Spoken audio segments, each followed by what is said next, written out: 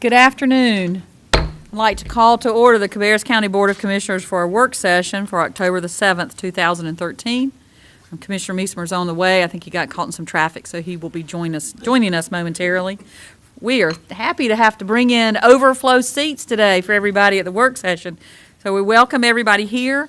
Just as a reminder, if you have a mobile device, please put it on vibrate or silent so that it doesn't go off during the meeting. You have great ringtones, but we don't want everybody to have to hear it. So thank you very much for that. Commissioners, the first item that we have is the approval of the work session agenda.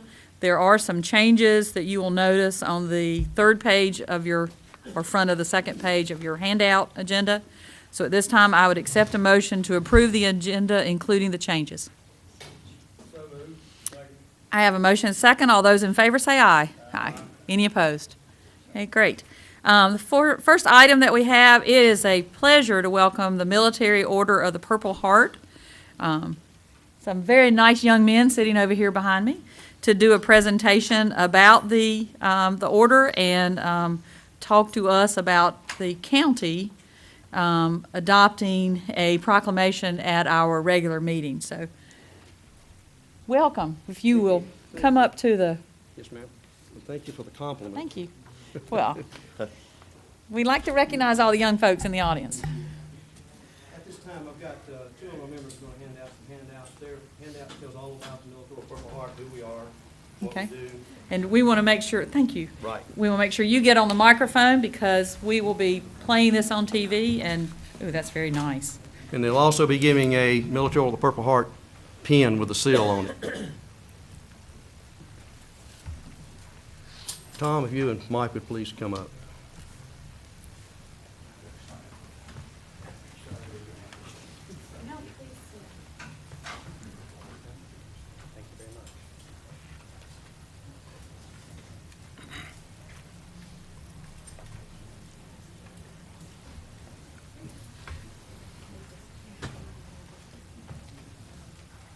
Stephen.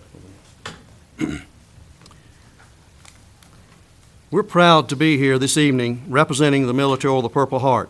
Please let me introduce myself. I'm Mike Stubbs, Commander of Military Order of the Purple Heart, Wounded Warriors, Chapter 634, United States Army, Vietnam. At this time, I'd like to introduce the gentleman with me this evening. Ron Wade, United States Army, Vietnam. Steve Zenas, United States Navy, Brown Water, Vietnam. Mike Moore, United States Army, Vietnam, and the little young whippersnapper with us, Tom Fairbrother, United States Navy, World War II.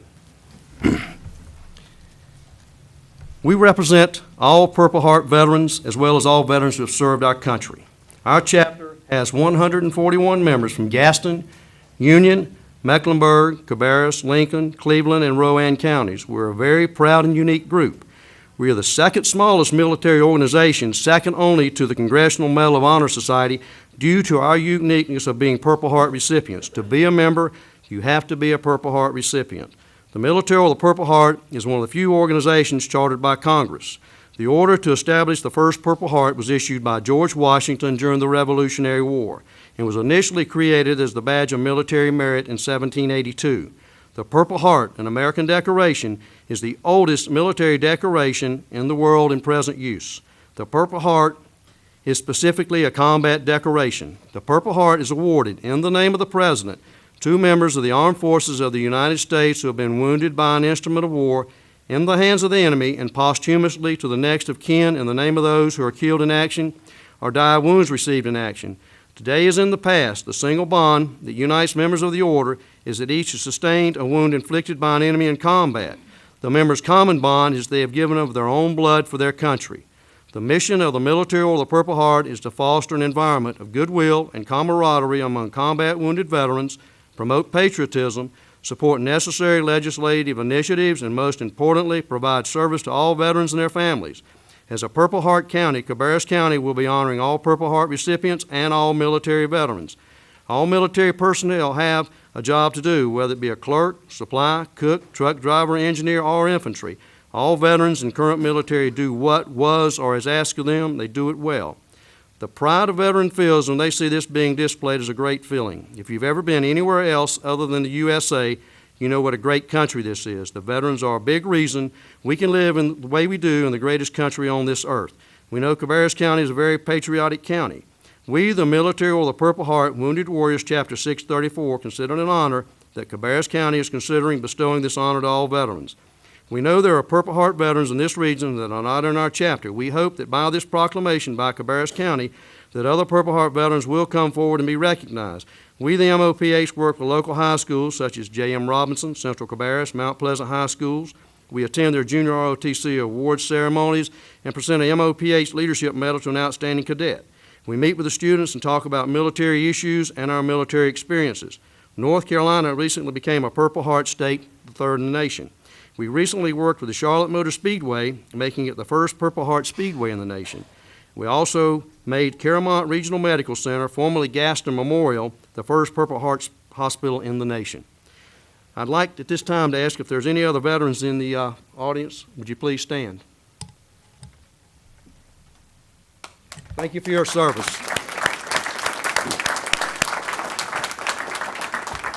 We believe all veterans should be recognized. You can learn more about the military or the Purple Heart at www.purpleheart.org and our local chapter at www.moph634.org. Do you have any questions? Commissioners, do you have any questions? I appreciate that you've come to us with this, and we have our proclamation that we will have on the agenda in 2 weeks at our regular meeting. That's when we typically read our proclamations and approve them. I saw you guys were over at the Concord City Council meeting not too long ago with them also. Yes, ma'am. And I think it's great that you're getting the word out so that people in the community will know about your organization, those that qualify to be a member. And I agree with you. We need to make sure that we recognize people who have served and bestow upon them the honor that they have earned by, like you said, keeping this country the country that it is. So thank you very much, all of you. Thank you so much. For your service and for being in Cabarrus County. We appreciate you. Thank you. And I'm a Harrisburg resident. We appreciate you. Okay, Commissioners, we will have the proclamation on our regular agenda. Next up, we have Lynn Whitkey from Cabarrus County Schools to give us an update on the Qualified School Construction Bonds projects. And filling in for Lynn Whitkey's Dave Burnett.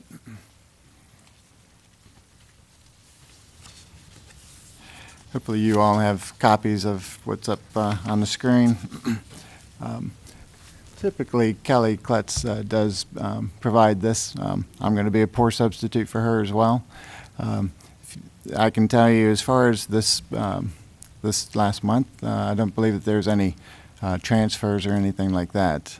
Is there any requests or any questions that folks have on the financial side? Commissioners, do you have any questions on the projects at this point? What's the timeline for replacing Central Cabarrus High School?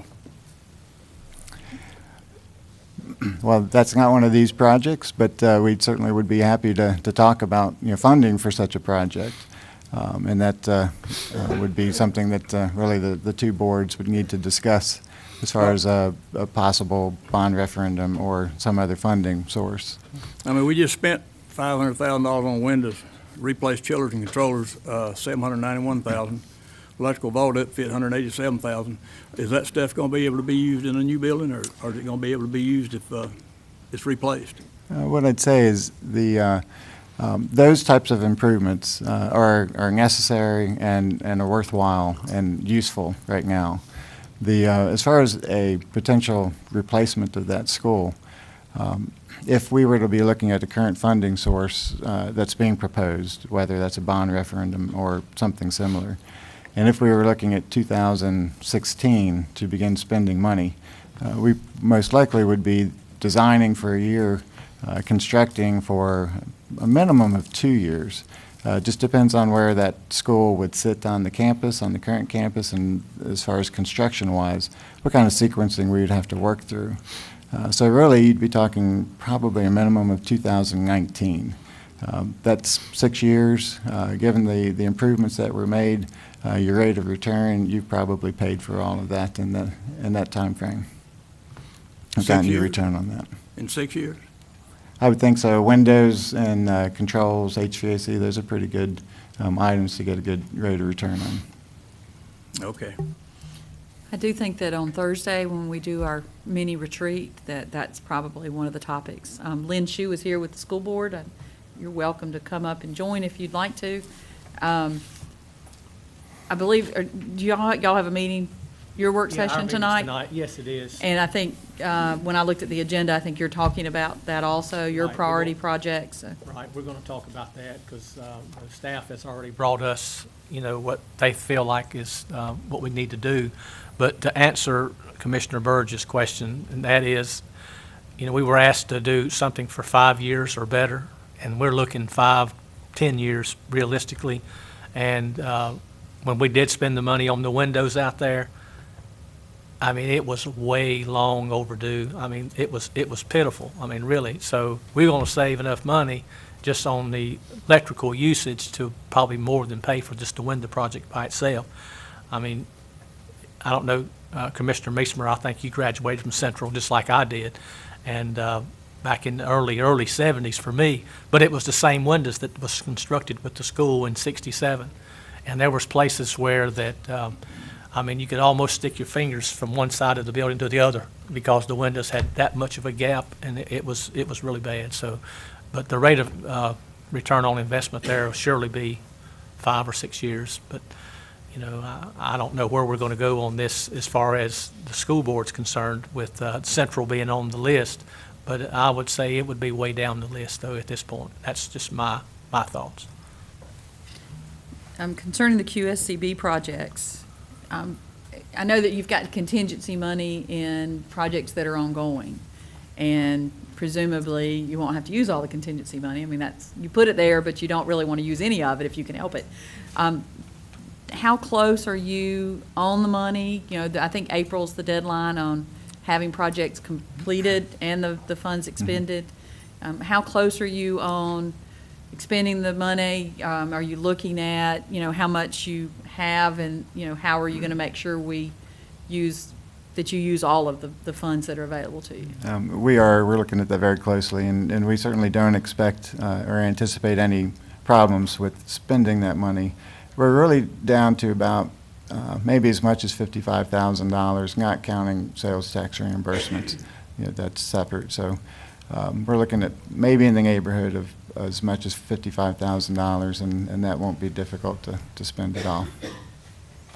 Of that, and I'm assuming, Dave, that includes that's the contingency Right. that I think Commissioner Poole's talking about, the contingency that we've set aside for these projects. And then the other is remaining balances in the projects. And its totals about 55,000, somewhere thereabouts. And so, like Dave said, we don't expect to have to dig into that, but, because we're finishing up with the biggest project, the gymnasium. That's 99% finished. And but we still got 4 other projects that we're working on. The J.N. Freeze roof, which is about 45% complete. And then just a couple other little things. But all of the projects that we postponed are on the bottom of the list for QSCB. None of those projects, although they're qualified, but we don't have the funding to go back to those postponed projects. I believe when when Commissioner White was on board, that was a question he had about the postponed projects. Are we going to be able to go back and do any of those? Well, without funding, we won't. So, but there'll be some funding left over, the 55,000, that we could use for some other QSCB qualified project. And the staff will have to work on that as far as what qualifies and what don't, since it's federal money.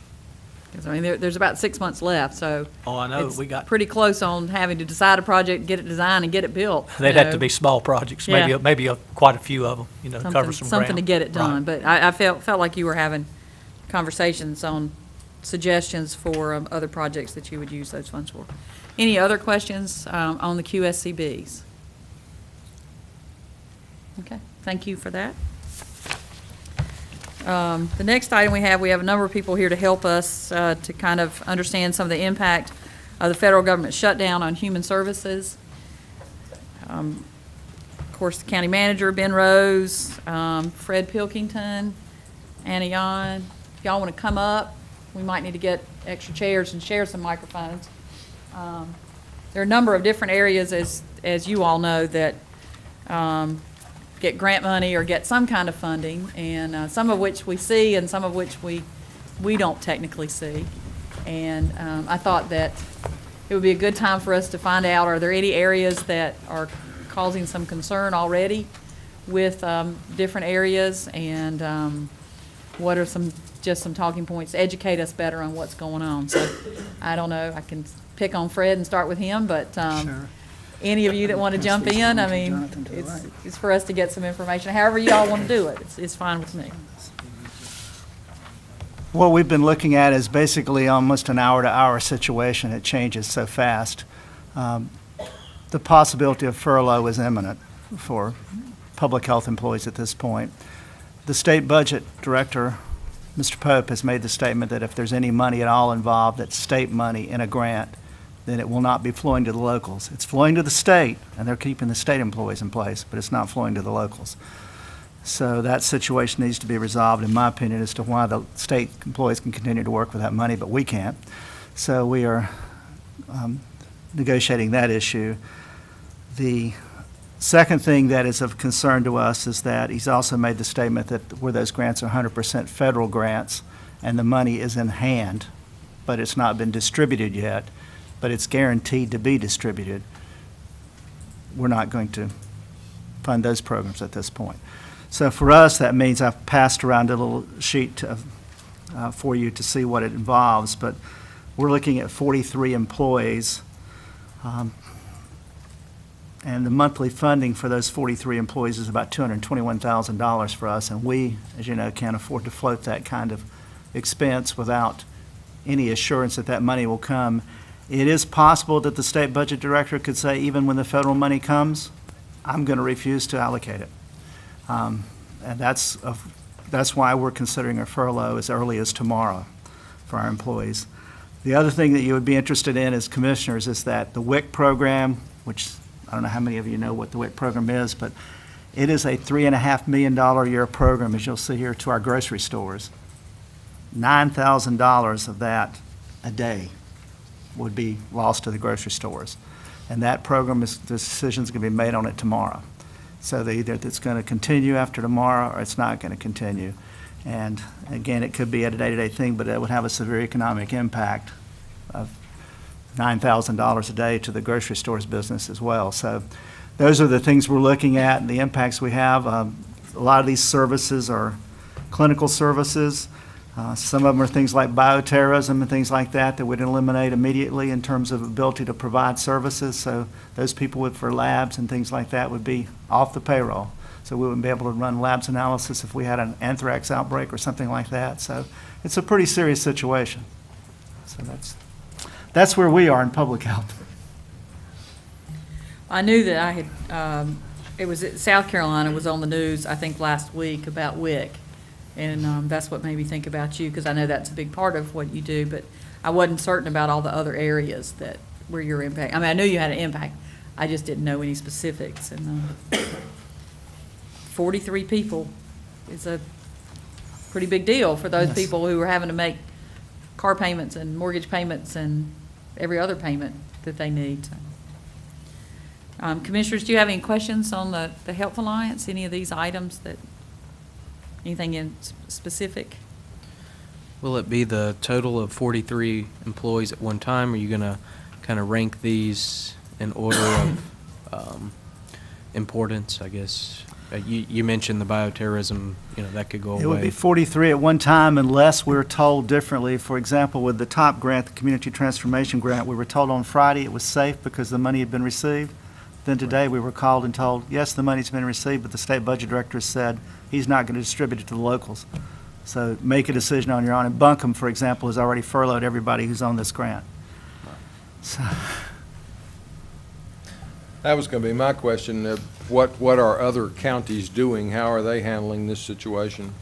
they're trying to get together we had a 12 noon call today, and they're trying to get together kind of master index list of what every county's doing in regard to these particular grants. Some of them started furloughing, we know for sure, as early as last Tuesday. And I'm getting a little antsy waiting because, as I said, you can see there's $221,000 a month. And I don't know where that money's coming from if it doesn't come in. Right. Now, in the instance that a deal is reached, which hopefully inevitably it will you be reimbursed retroactively from what you've already spent thus far? What we were told on the noon call today is that the state budget director can make that decision irrespective of the requirements of the grant. So he can decide not to reimburse us. Okay, and so then what? So will the money come to the state and the state will keep the money, or they just won't draw it down from the federal government? Either one of the both. They will either receive the money and not expend it or not draw it down. Okay.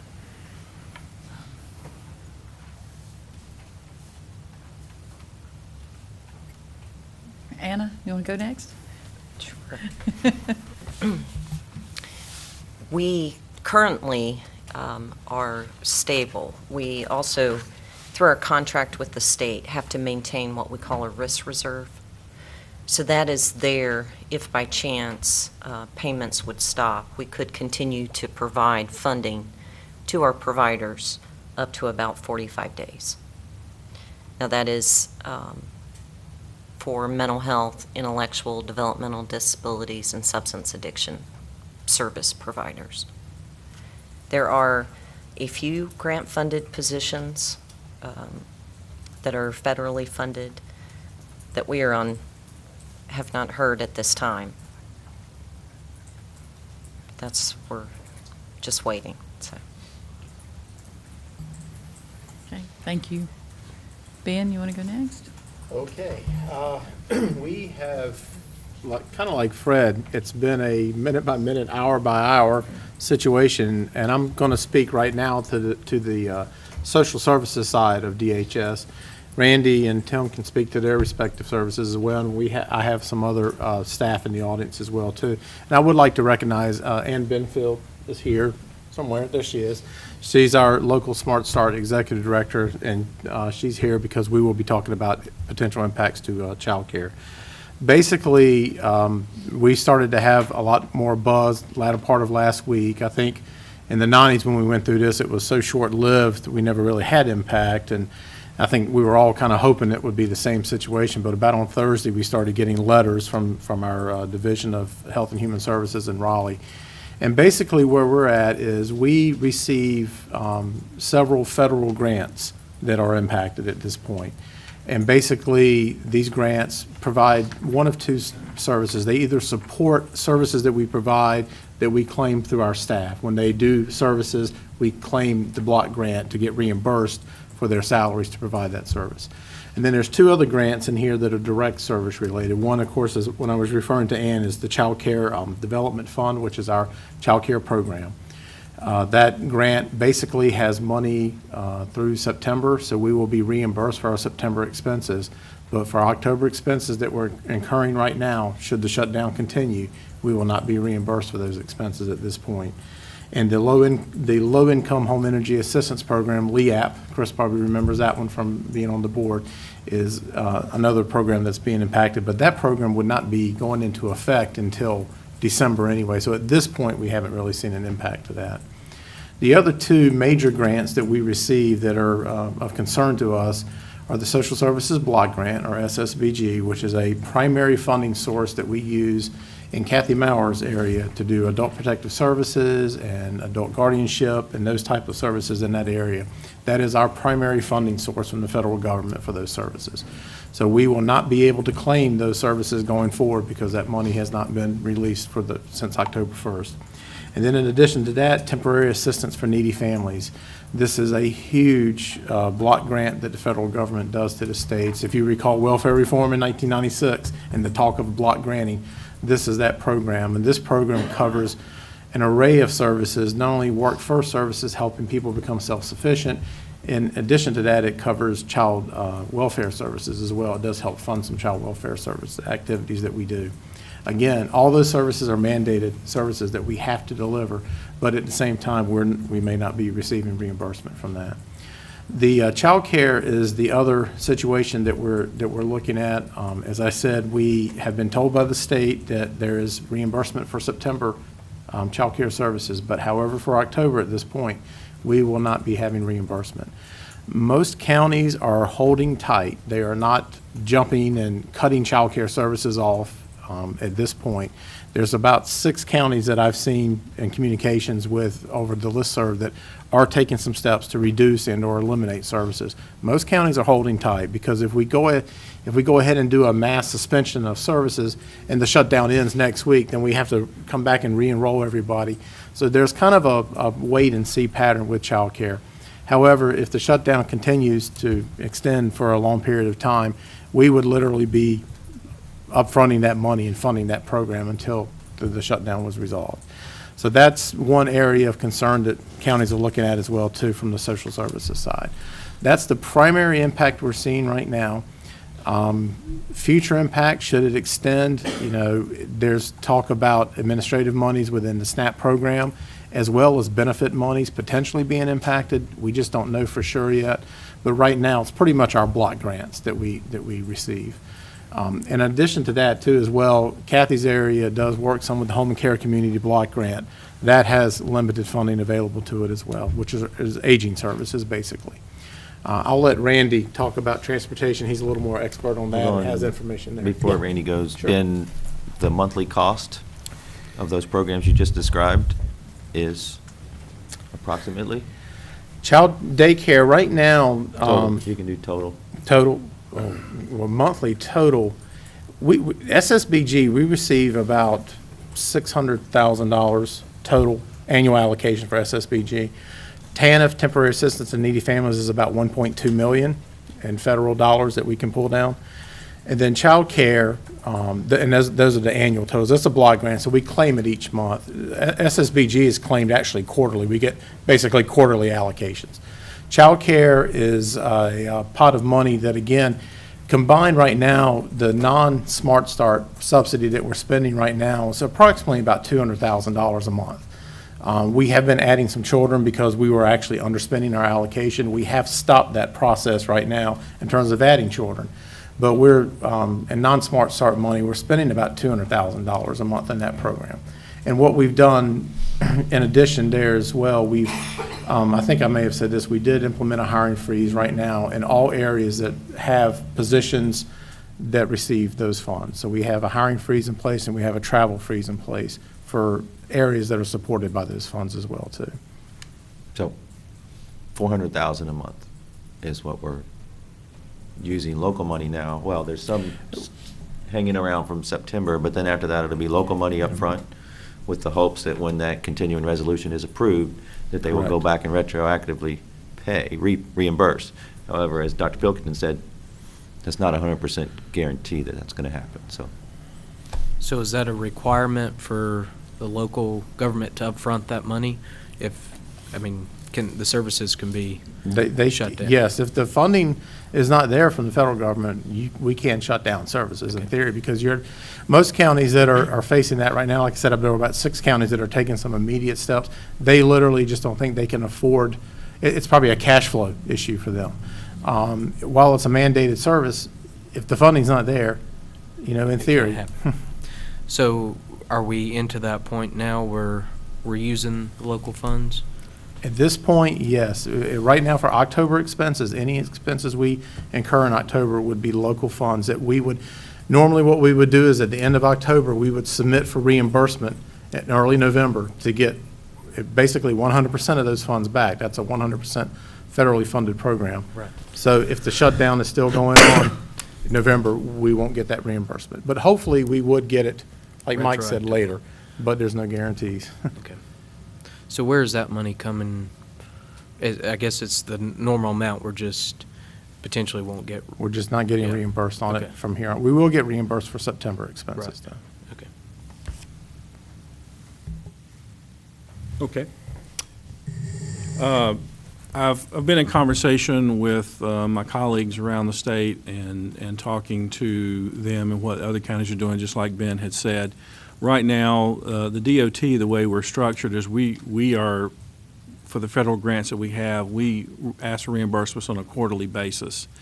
And right at this point, we are in the process, so we will be submitting a request for reimbursement for the different programs that we have. At this point, DOT has already received the funding from the federal government. It is in the state budget. It's in their coffers. And we asked for them to draw down those funds by submitting our request. So the funding for the grants programs that we have in place is there and is already for us to draw down.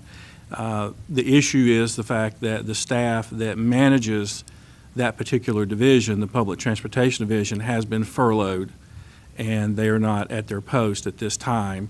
So as soon as the shutdown ends, they will be brought back in and we'll begin processing those requests that have been submitted on that quarterly basis. So at this point, most of all the systems I've spoken to in the state are doing just like Ben has said. They're taking a wait-and-see attitude to see where this is going to go.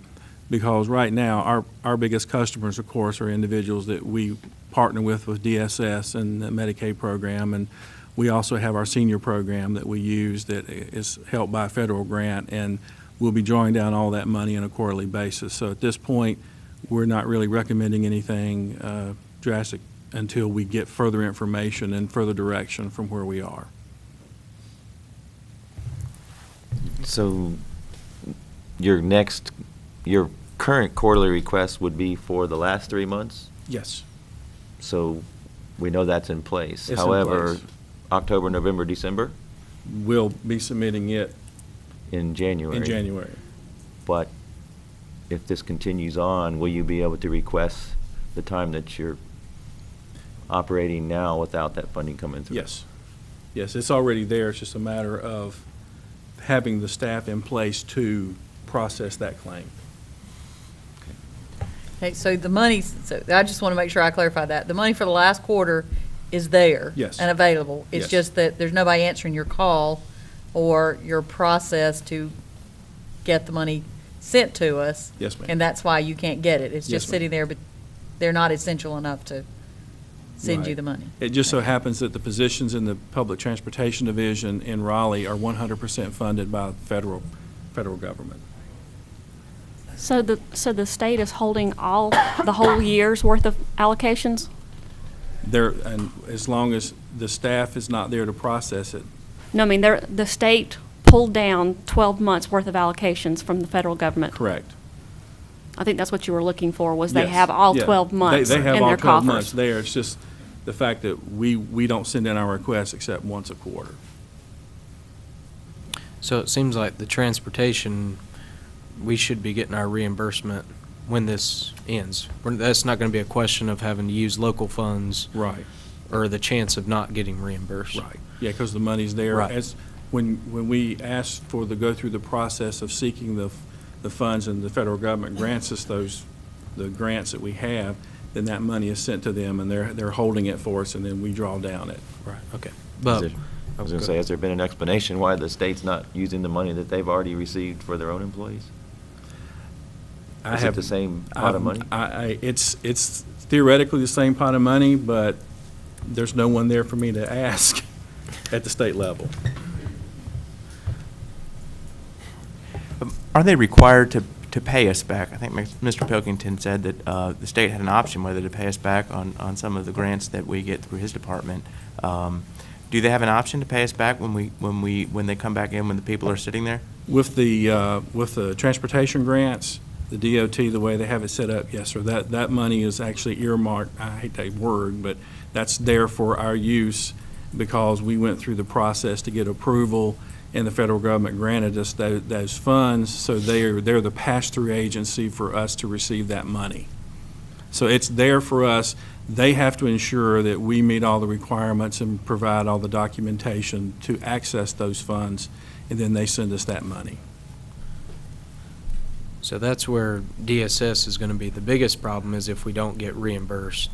Transportation, the money's there. It's just being held because the position's furloughed right now. Yes. But, so what, for Mr. Rose, so at what point will there be a decision made of when to stop the services?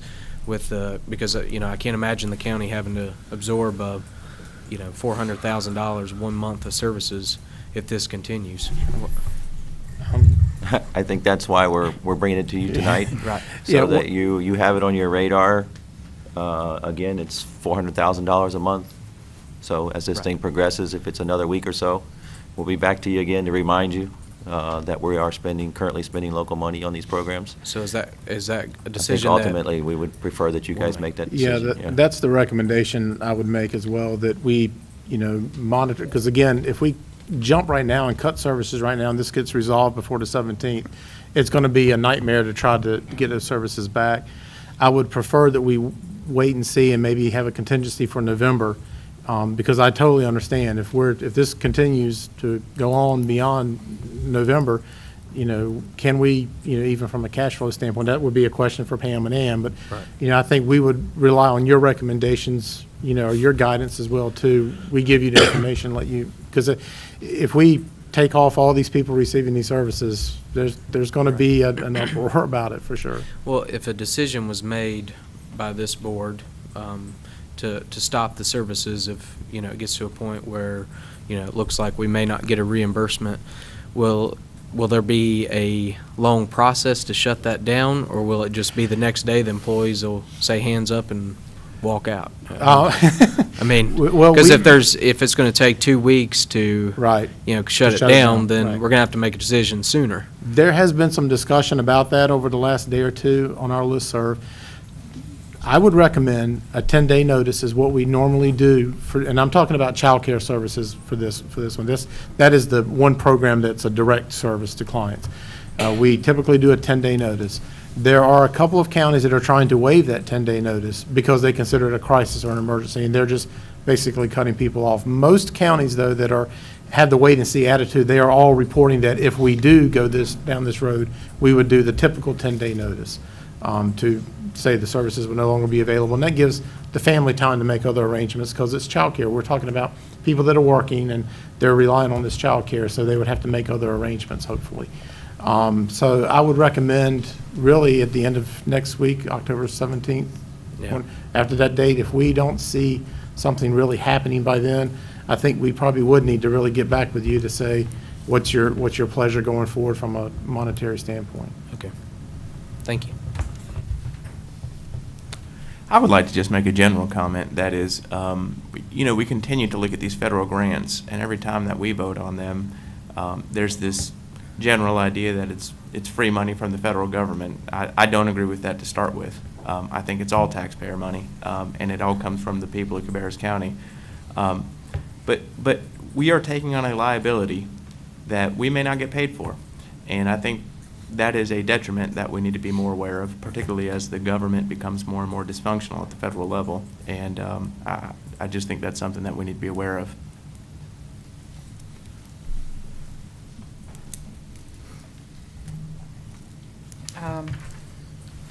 I'm going to say that I think that at our next meeting, if nothing changes especially, I'd like for all of you to be back, because I think that we need to educate everybody as to what's going on at the local level and how that's impacting us.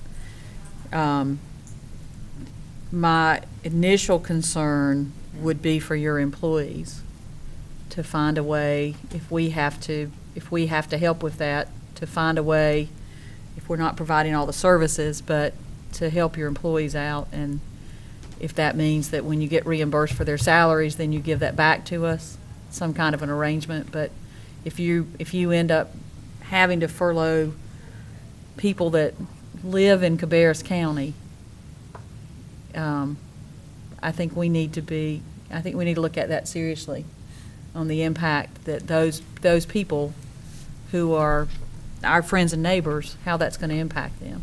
And I'm not saying that the services aren't necessary, because I think if you talk about cutting daycare services, then we're going to have all the daycares in here concerned about their daycare services, or we're going to have, for transportation, that sounds like you're going to be okay. It's just a matter maybe of some cash flow issues that we're going to have to help out with. But, Dr. Pilkington, you've got some serious implications at the Health Alliance, and I think that, we have to look at this issue, and we have to make sure that our part of this, or how it's going to fall on us, that we take seriously. Because there are a lot of services that you provide, and you have a lot of employees that are very important in Cabarrus County.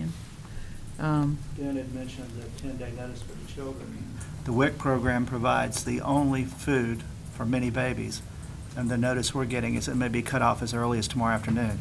That happens, that means there is no food for those babies tomorrow afternoon without a 10-day notice. Tim, did you have something to add too? I'm sorry. I did. I'm going to touch a little bit on the Veterans Administration, the VA. I'm happy to report that the VA really hasn't been impacted, at least the major programs. The VA medical care is working at full capacity. Appointments are being made. Veterans are being seen. The hospitals are fully staffed, both Charlotte, Salisbury, Winston-Salem. So there's been no impact on the medical care for the veterans. As far as benefits go, they're getting paid. Benefits are going out. Checks are going out. So they don't anticipate that being affected at all by the government shutdown. So I've been assured that money and health care is going to be on the top of the priority list for the veterans. The only thing that's really been affected, the regional office in Winston-Salem, they're not seeing veterans person-to-person contacts. They're not letting the veterans into the building to see service officers face-to-face. All the call centers are open. The VA regional office is working at 80% capacity, and personally, I don't think they're going to miss that 20% whatsoever. So, yeah, as far as the VA goes, not much of an impact. Like I said, medical care, and the payments are going out, so that's the most important thing. Education call center is shut down. Veterans claims appeals aren't being addressed. But other than that, that's about it. That's all that's been impacted so far. Depending on how long it goes on, they can't make any promises, but I don't foresee the medical aspect and the payments being affected whatsoever. any other questions for any of these folks? Yes, sir. According to Senator Tom Coburn from Oklahoma, federal government, all this money is borrowed. They borrow $855 billion a year from China. That's where the grant money comes from. It's not our tax dollars. Our tax dollars are spent before they ever get to Washington. But we have to make some plans one of these days, and all this stuff's not going. This money's not going to keep coming here from the federal government. And you know, it might be time to start making some plans on doing something else besides what we've been doing, because the money's not going to be here. So what you going to do when it's all gone? If a decision's not made by next Thursday for our regular meeting, will this certainly be an agenda item for us to take action? Okay. Just want to make sure. If it gets too far Yeah. along, we can always do an emergency meeting if we need to. Right. Okay. And you should be able to provide us with some information on Thursday for the retreat. Yeah, we'll give you another update in Another 2 days update. from now. Sure. Mike, my understanding, though, is at the moment, we are starting to incur these liabilities. Is that right? That is correct. So are we prepared to, I mean, no decision is a decision to fund these. So if we wait 2 weeks, we funded it for 2 weeks, and we've incurred $200,000 in liability for the county. Are we prepared to sit and wait for that?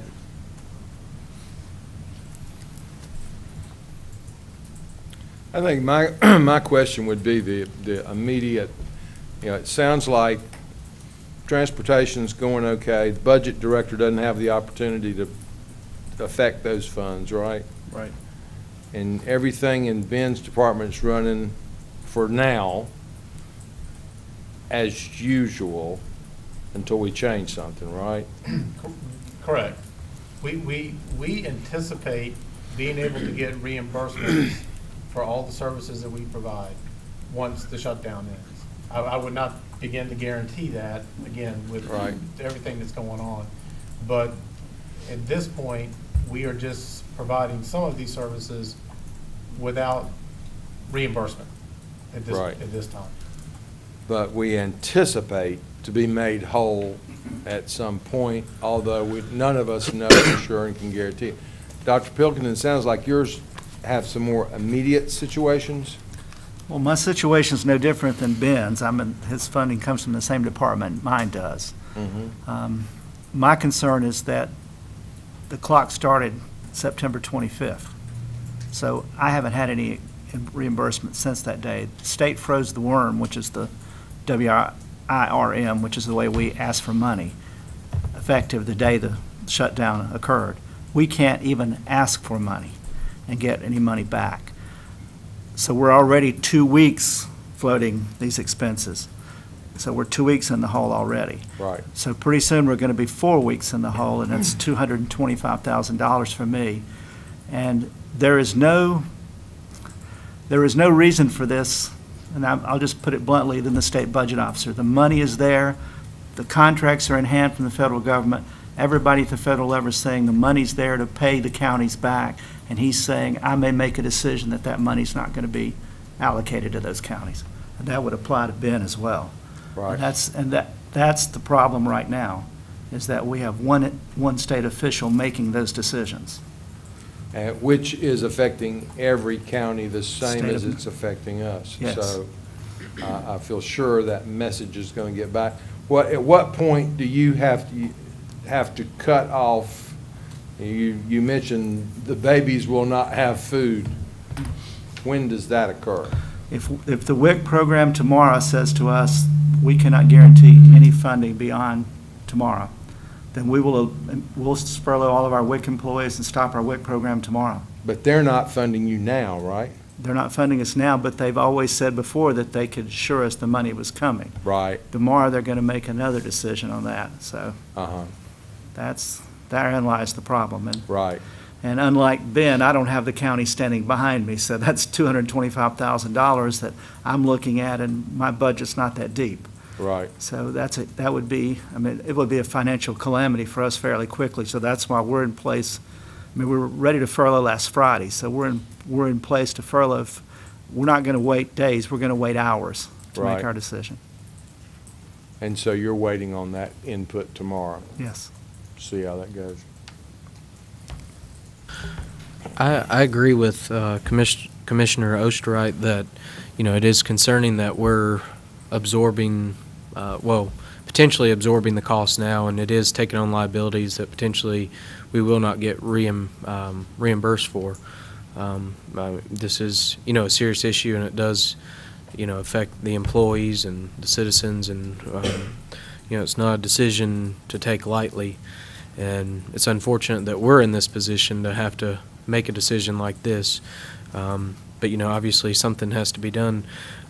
If it's okay with the other commissioners, I think it would be okay to add this to our agenda for the retreat and potentially make a decision on Thursday. Give us a couple of days to think about it, and on Thursday make a decision. And really, the reason I say that is if there's going to be a process in shutting down, if we decide, if we wait too long and decide to shut down, then, the process has to take effect, then we're in turn even absorbing more costs. So I think it'd be wise for us, to make a decision on Thursday. Hopefully the budget director and maybe the governor will make a ruling tomorrow whether or not we're going to be reimbursed or not. So that would be a good thing to do. Could you get us some more details, specifics on what programs cost certain amounts of money in terms of what that would actually cost the county, so that for Thursday we could have some hard numbers to look at, and maybe can we fund specific programs? Is that an option that we have, is to say this program feels like WIC, for instance, this program feels like we need to get babies food, and transportation maybe is not the number one priority of the county at the moment. But if we could get specific numbers on what each program costs, that would be tremendously beneficial to me, I think, in terms of helping to make a decision in what programs to subsidize.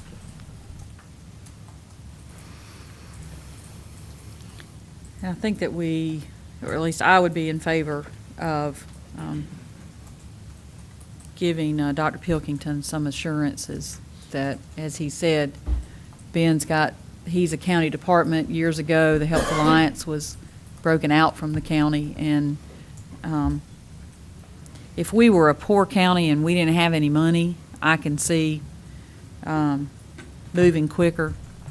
But we've got some funds that we could help both of them out to get to the point where hopefully a retroactive decision is going to be made. And I agree that in normal times, I guess, we wouldn't be faced with this, but this is the reason why you're here today, because obviously we are being faced with it. And I can't imagine, I just, on a personal basis, I just can't imagine that we are in such a situation that we're not going to be able to help and get us through what should be a short term.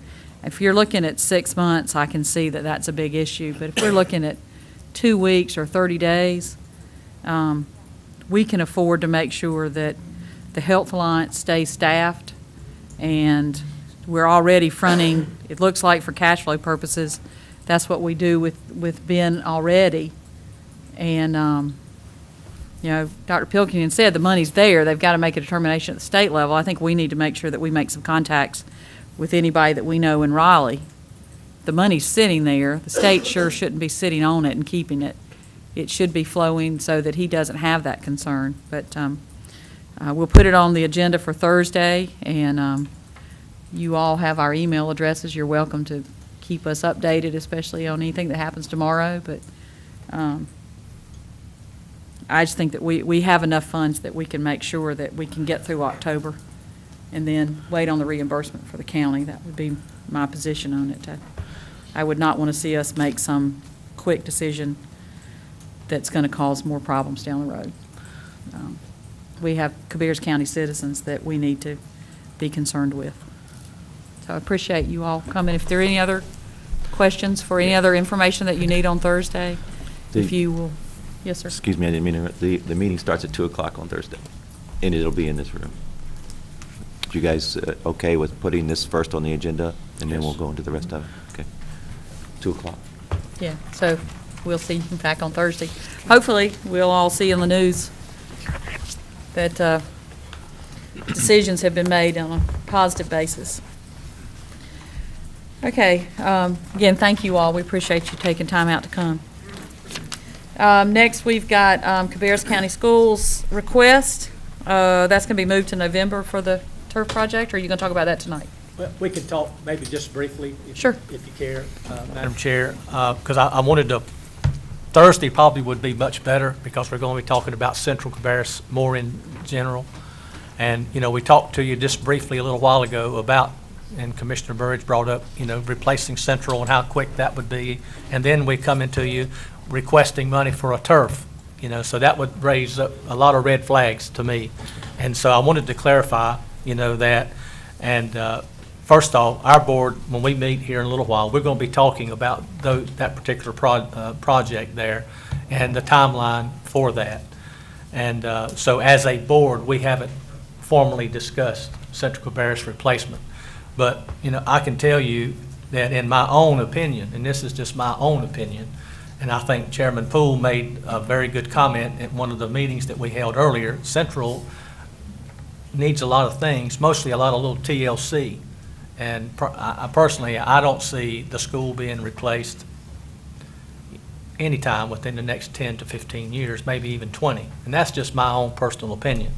There's 6 more board members that has to make that decision along with you guys. But as far as the turf is concerned, I want to say what I think about the turf.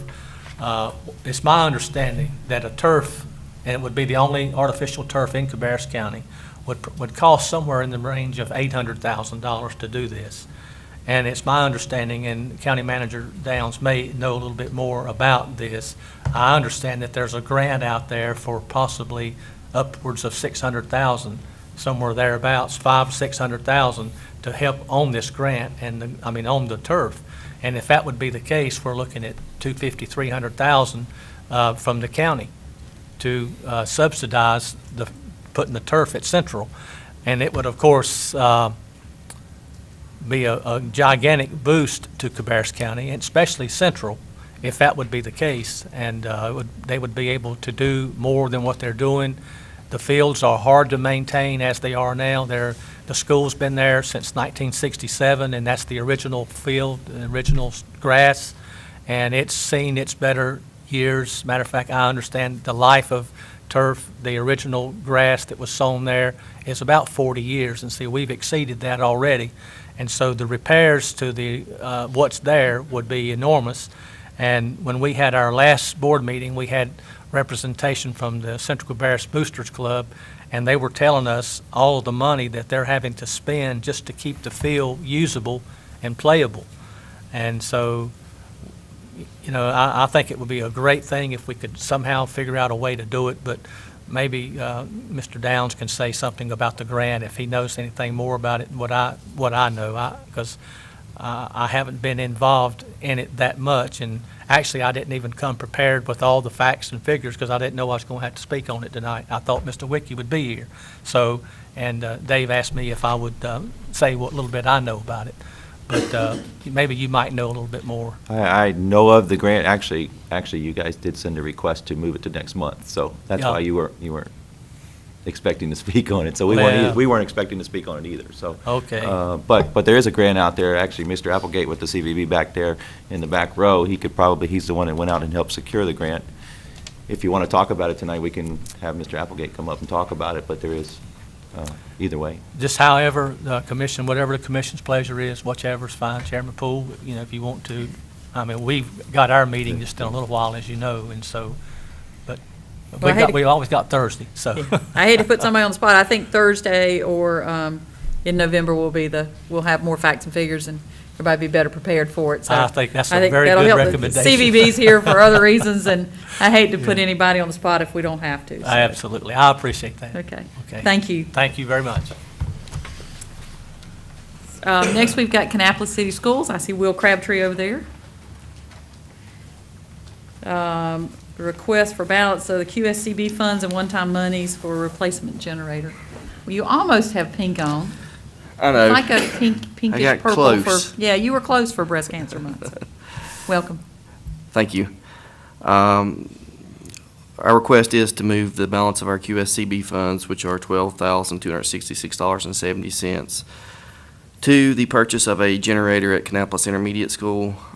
This is a request that we've had for a while, but last week the fire marshal inspected the building and said no more activities after dusk until we have a generator. And the purpose of that is for illumination emergency power, providing illumination in case there was a power loss while the public is in the building. So what we're requesting today is to move those funds and to access the rest of the funding, which is about $38,137 from the one-time monies that we returned that were excess over the control projects from last year. Pam, do you want to add anything? Well, Or- can you tell them how much money you returned? It's on the, We returned $62,422 from those projects. Okay, so you had projects that you did that we provided one-time funding for, and There were once you got the 60 bids and everything, you had excess funds that came back to the county. Correct. And so you're asking that we use part of those funds along with your remaining QSCB funds in order to provide this generator, Correct. right? Okay. I think the critical part of that generator will be when daylight savings time changes. We'll change the hours that they'll be able to utilize the facility. And it is an intermediate school versus an elementary. It would really hinder our ability to have parent-teacher meetings or any kind of PTSO meeting or really anything after about 5 o'clock, so.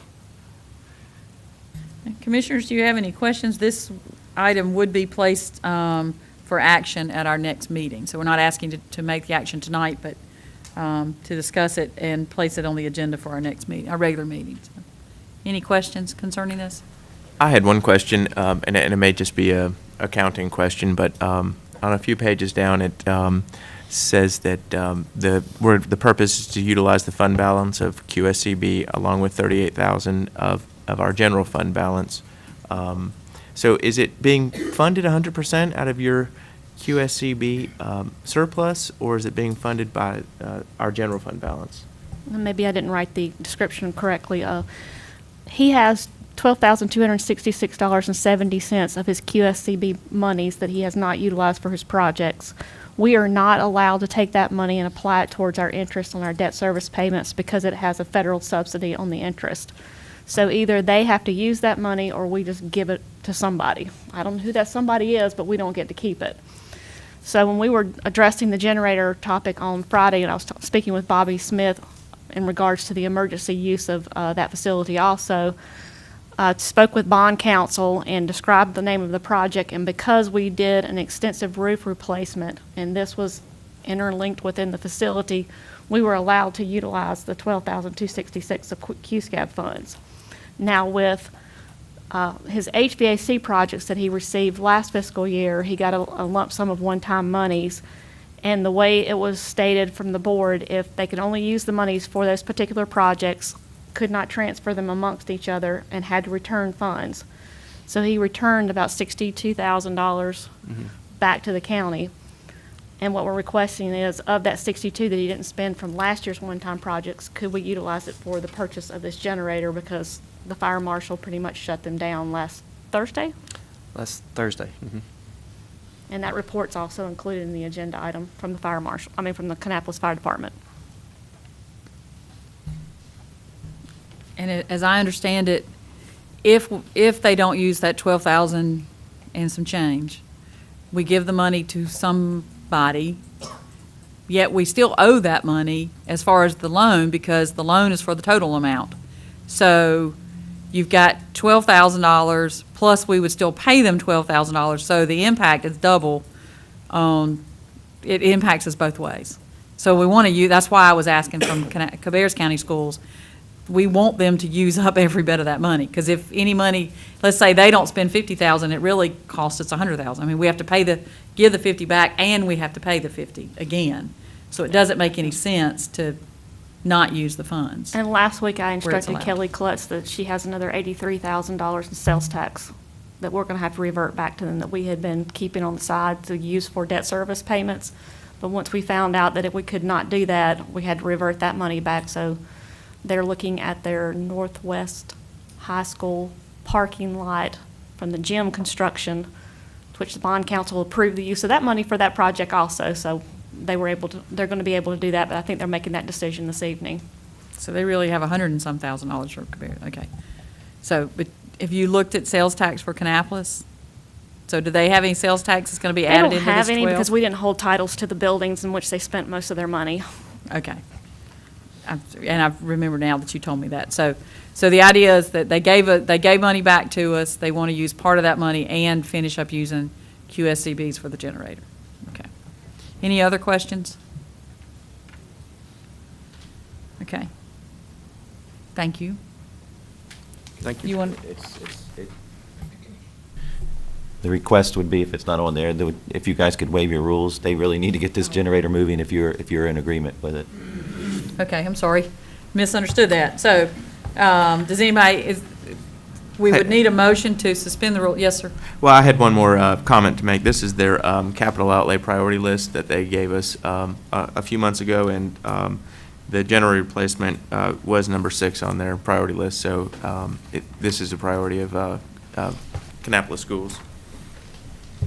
Probably after the fire marshal came in, they would have moved it up on that list from number 6 if that was the case. So, we would need 2 motions. One motion would be to suspend the rules and to take action tonight, and the second motion would be concerning the funding. So, did you want to Motion to suspend the rules. Okay, I have a motion to suspend the rules. Do I have a second? Second. Motion and second. All those in favor say aye. Aye. Any opposed? Okay. Now we would be looking at a motion to approve the funding for, as stated, for the replacement generator at Kannapolis Intermediate School. I will make that motion. Second. We have a motion, we have a second. All those in favor say aye. Aye. Any opposed? Okay, there you go. Thank you all very much. Thank you. Okay.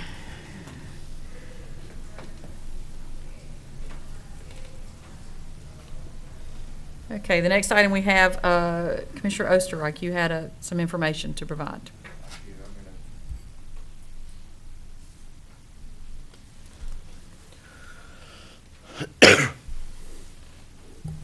I first wanted to say that I have given this sheet to Ms. Dubois, and she checked it and confirmed that all numbers are as contained in the budget, so they are the numbers that we have put out. A little history on this sheet. I went to the work session of the Board of Education last month, and they were looking through their list of priorities that they gave us in addition to Kannapolis City Schools. And their list is, as it stands, I think they're going to debate a new list tonight, but the original list that they gave us was $120 million. And they were commenting, I think there's been an idea floated of borrowing $100 million, and they were basically commenting on how insufficient that would be. And that surprised me a good bit, to be honest with you, because I had been at another meeting with Commissioner Burridge a week before that, and he had talked about how hard our staff had worked to really cut less than that out of our debt service, that we have refinanced several things, and really that our staff had done a great job. And so to sit down and go ahead and borrow $100 or $150 million more was going to be basically wiping out all of that work and putting us more in debt than we were originally. I wanted to go home and look and see why we would need to borrow that kind of money. And so I sat down with the budgets going back to 2003, and really I think what's clear is we don't need to borrow more money. We have plenty of money, and we need to live within our means. I think if you look at these numbers, there were really two things that really stood out to me. Since 2003, our property tax revenue has more than doubled, and yet our population has only gone up by about 30%. Additionally, since 2004, our total debt has more than doubled. And if you take the revenue from those increases together, you get about $750 million. And to have $750 million in extra revenue to spend, and to be going back to the people of Cabarrus County saying we need $100 million or $150 million more, is quite surprising to me, honestly. And I think a better plan for us, and this is something we can talk about more at our Thursday meeting, is I think we need to prioritize our spending. We need to stop building amenity-filled luxury buildings and start building more buildings that are appropriate and necessary to the function for which they serve. If you look at several of our latest buildings, the Board of Elections building, the jail, the Cabarrus Health Alliance, I mean, these are incredible architectural buildings, and yet the architecture of the building doesn't serve the functionality of the building anymore. And it's really costing us a tremendous amount of money. The last school that we built was Winkler Middle School, and that cost us almost $30 million. We borrowed that money, and so by the time we end up paying that back, that's $50 million we're going to have to pay back for a school for 1,000 students. I think we as a county need to do a much better job of prioritizing our needs, and the school board needs to do a much better job of prioritizing its needs. And I think that this revenue, when you look at it, is perfectly sufficient to meet all of our needs. That's all that I had. Okay, thank you. Does anybody have any questions?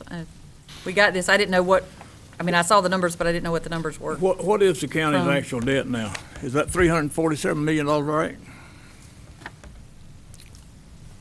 Yes, that was taken out of the, I believe, the budget. I verified that back too. Well, Ann I think it Wilson- was June 30th, 2013's number. Ann just gave me $469 million about 3 weeks ago. I just wonder where the difference come from. That's principal only. No, this is, That's just principal only numbers. oh, this is not counting interest? No. Oh, okay, I got She you. probably gave She you gave me interest too. Yeah, no, this All right. is principal only. Because Okay. the So there's question another for me hun- was there's what was another $100 million borrowed. on there going out in interest, Correct. which I guess you shouldn't count it because it don't buy you anything.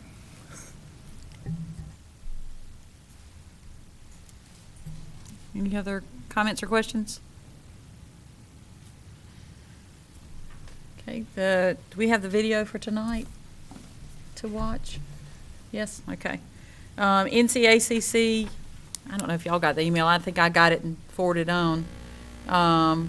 They've been doing, we know, they've been doing some video updates about what's going on, and so this is their latest video update that they wanted us to show in October.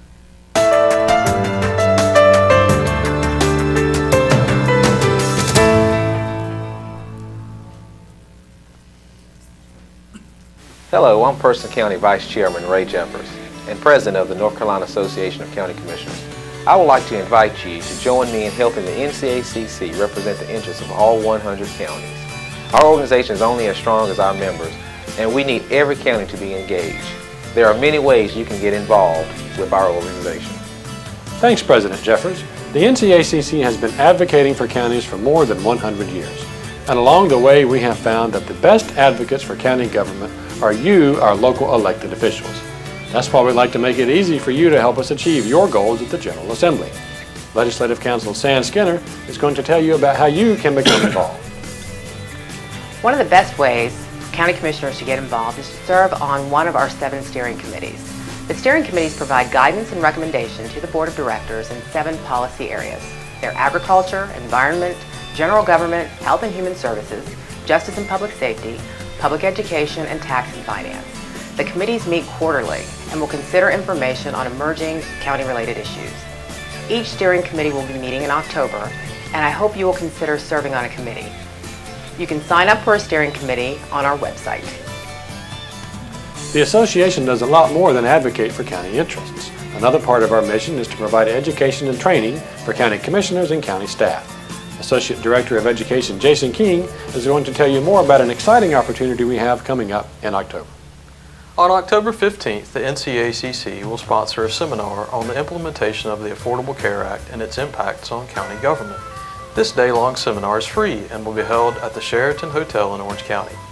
We will bring policy experts from the National Association of Counties and other organizations to discuss with county officials the steps that counties need to be considering to make sure they are ready for this change.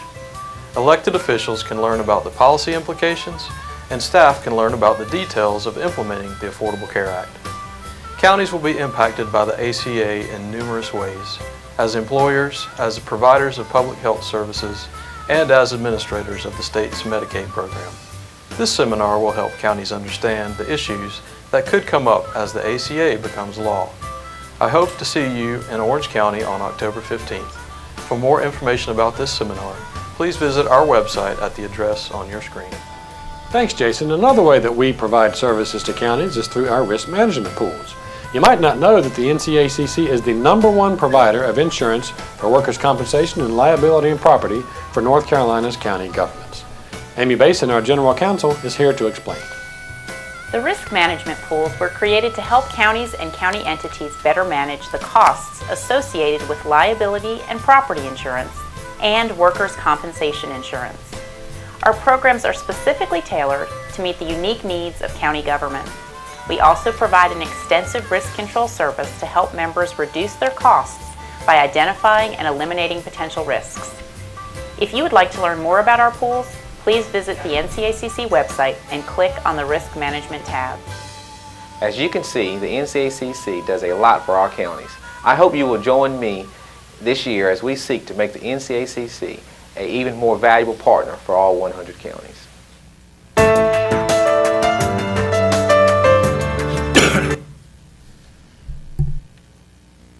Okay. Next we have Mr. Downs to talk about this county CVB interlocal agreement. Do we need to call them up, or? Yeah, that's fine. We have a number of folks from the CVB to welcome tonight. This afternoon. These, Thank you. the next 2 items sort of go hand in hand. Again, we've talked about these, this agreement for a while. The current agreement is that annually the county collects the occupancy tax from the hotels and motels and then forwards that on to the CVB for their expenditures and their budgeting. There is a fee based, beginning in 2011, there was a fee, there's an administrative fee, there's a 5% administrative fee for the county taking on that process of collecting and then passing on. And in addition to that, excuse me, the Convention and Visitors Bureau's board voted, along with the endorsement from the staff as well, that there would be an additional 5% come to the county that we would keep in an account and use to enhance our parks or our youth athletic facilities, so that it would be improvements or maintaining those facilities so that we can keep the current events or that the CBB staff, Ms. Carpenter and her staff, Michael there, that we could go out and sell it and bring more tournaments in, and therefore more heads and beds in the hotels, and therefore increase the activity in the county, both from the hotels, but also from the restaurants and the other vendors and business owners in the county to prosper. That, we are currently operating under that current agreement. However, the proposal was brought forth, the need from several different organizations. As you know, there is a soccer complex at Franklin Park. It's a grass, natural turf field, 11 fields, and it's pretty much priority use by the soccer teams. We are starting to get much more demand, and then as well as the CBB is starting to hear more demand coming in from other sports, such as flag football, such as ultimate frisbee, such as lacrosse. And the fields there are booked up, really actually booked up all over the county, and there are no other turf fields. So these would be the first turf fields in the county. So the proposal is, and Mr. Billifer and Ms. Strong will come up here shortly to talk about that project, but for the sake of this agreement, we are looking to amend the agreement. Currently, it's an annual agreement to be looked at each year. What we're proposing to do, the next item on there is to show two artificial turf fields to be built at Franklin Park with a parking lot and lights and bathrooms if the funds would stretch far enough. In return, what will happen, to build those fields, the county would need to upfront the money, and then this 5% fee, this 5% additional sports facility enhancement fee would ultimately pay that upfront money back to the county over the process of about 10 years. However, this current agreement, or the proposed agreement, is actually that 5%, the CBB board has agreed to extend this contract over the 1 year to a 5-year term with an additional 5-year term after that. So ultimately, it would be 10 years.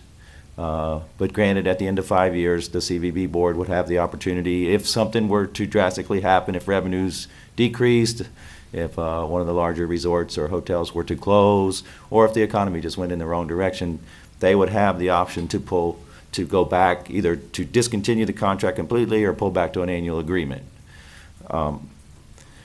I guess Ms. Carpenter can speak to that if she would like, but she probably doesn't want to.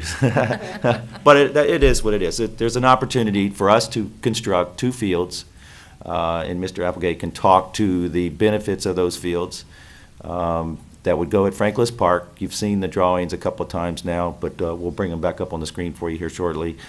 That would allow the CBB to sell those fields to out-of-town tournaments, whether they're regional or statewide or national, hopefully. It will give the opportunity for them to sell them, have priority use on them, and when they're not used, then Londa and our Active Living and Parks Department could actually use them as well. So it's going to benefit us locally as well as them to be able to sell and bring in visitors. So what we're proposing to do, and this is where we're asking for your agreement or to not, if you don't feel comfortable doing it, is to approve the agreement with the 5-year term, with an additional 5 years, with the understanding that the revenues brought in from that additional 5% would go towards constructing these turf fields. Again, and in order to do that, the county would upfront the cost of those fields, and then this would pay them back. If for some reason you do not want to build the fields and you do not want to get into this contract feeling that there may be some additional risk out there, then the proposed 5-year term would go away, and then it would go back to the CBB to decide whether it would go back to an annual agreement or not. So the only reason it would be a 5-year term is if we agree to build the fields and move in that direction. If we don't, then it would be back to the original contract. So I'll answer any questions. We can bring up Kyle and Donna, would you like to say anything, or did I miss anything on that? Or No. okay. Pretty self-explanatory. Okay, Mike, you want to talk about what you can do to sell them more than you've done in the past? Or? only to the extent that right now Franklin Park is really a gem for hosting sporting events in our destination. As Mike had alluded to, those fields, the 11 regular grass fields now, get a lot of play from soccer clubs, both the City of Concord Park and Recreation Department, as well as FC Carolina Alliance. The reason why the fields are in such pristine condition is because the utilization of those fields is monitored strictly. And I think that's actually a good thing. And that's what makes it a gem and makes it so appealing to regional and national events that would love to access that facility. By adding 2 turf fields, we'd really be increasing the capacity of this tournament facility to host even more teams, more events. Right now, the fields are used for soccer. Multi-purpose turf fields could be used for lacrosse, field hockey, ultimate frisbee, football, flag football. So other sports that right now we are hesitant to book simply because the grass fields need to rest. So a quick example with the North Carolina Youth Soccer Association, they oftentimes choose Mazeppa Field in Mooresville simply because it's a multi-field complex. 2 of those fields are turf. Therefore, if we get unfavorable weather conditions, rain, the state knows they can still carry on with play on those 2 turf fields. So not only can it increase our ability to host more events, larger events, but it also gives us, some way to fight back against the weather, if you will, and avoid cancellation of tournaments. We know that will be a go, so 52 weeks out of the year, those 2 fields could potentially be running. So in a lot of different ways, it improves our ability to host. Londa, you and Kyle, you want to talk a little bit about the actual complex itself, and can you pull that up, Megan? And then what the cost of the complex would be. I'll let Kyle go over that with the map. The preliminary numbers done by the architect who handled the master planning, without any soft costs in there, was just over $2 million if we were to install lights on both fields. Without installing lights but putting in the actual underground electric, which you would want to do if you ever plan on coming back with lights, whether it be through more money from the CVB or from some other athletic group, would be about $1.7 million.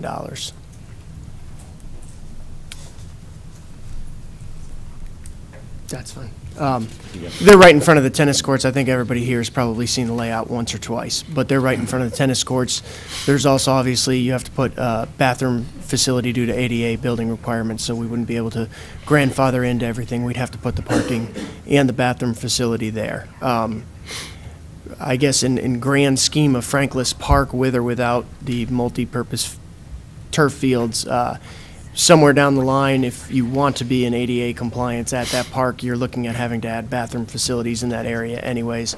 Not saying that that's something you have to do. You're required to have a plan in place, which we do, which we look at, we have kind of a 1 year, a 3 year, a 5 year, 7 and a 10 year in terms of amenities.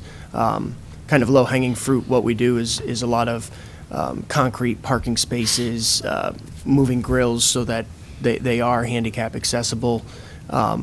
Bigger range projects would be things like restroom facilities, and this would kind of swipe one of those areas out because there would be a restroom facility there that could be used by the tennis courts in addition to these multipurpose fields.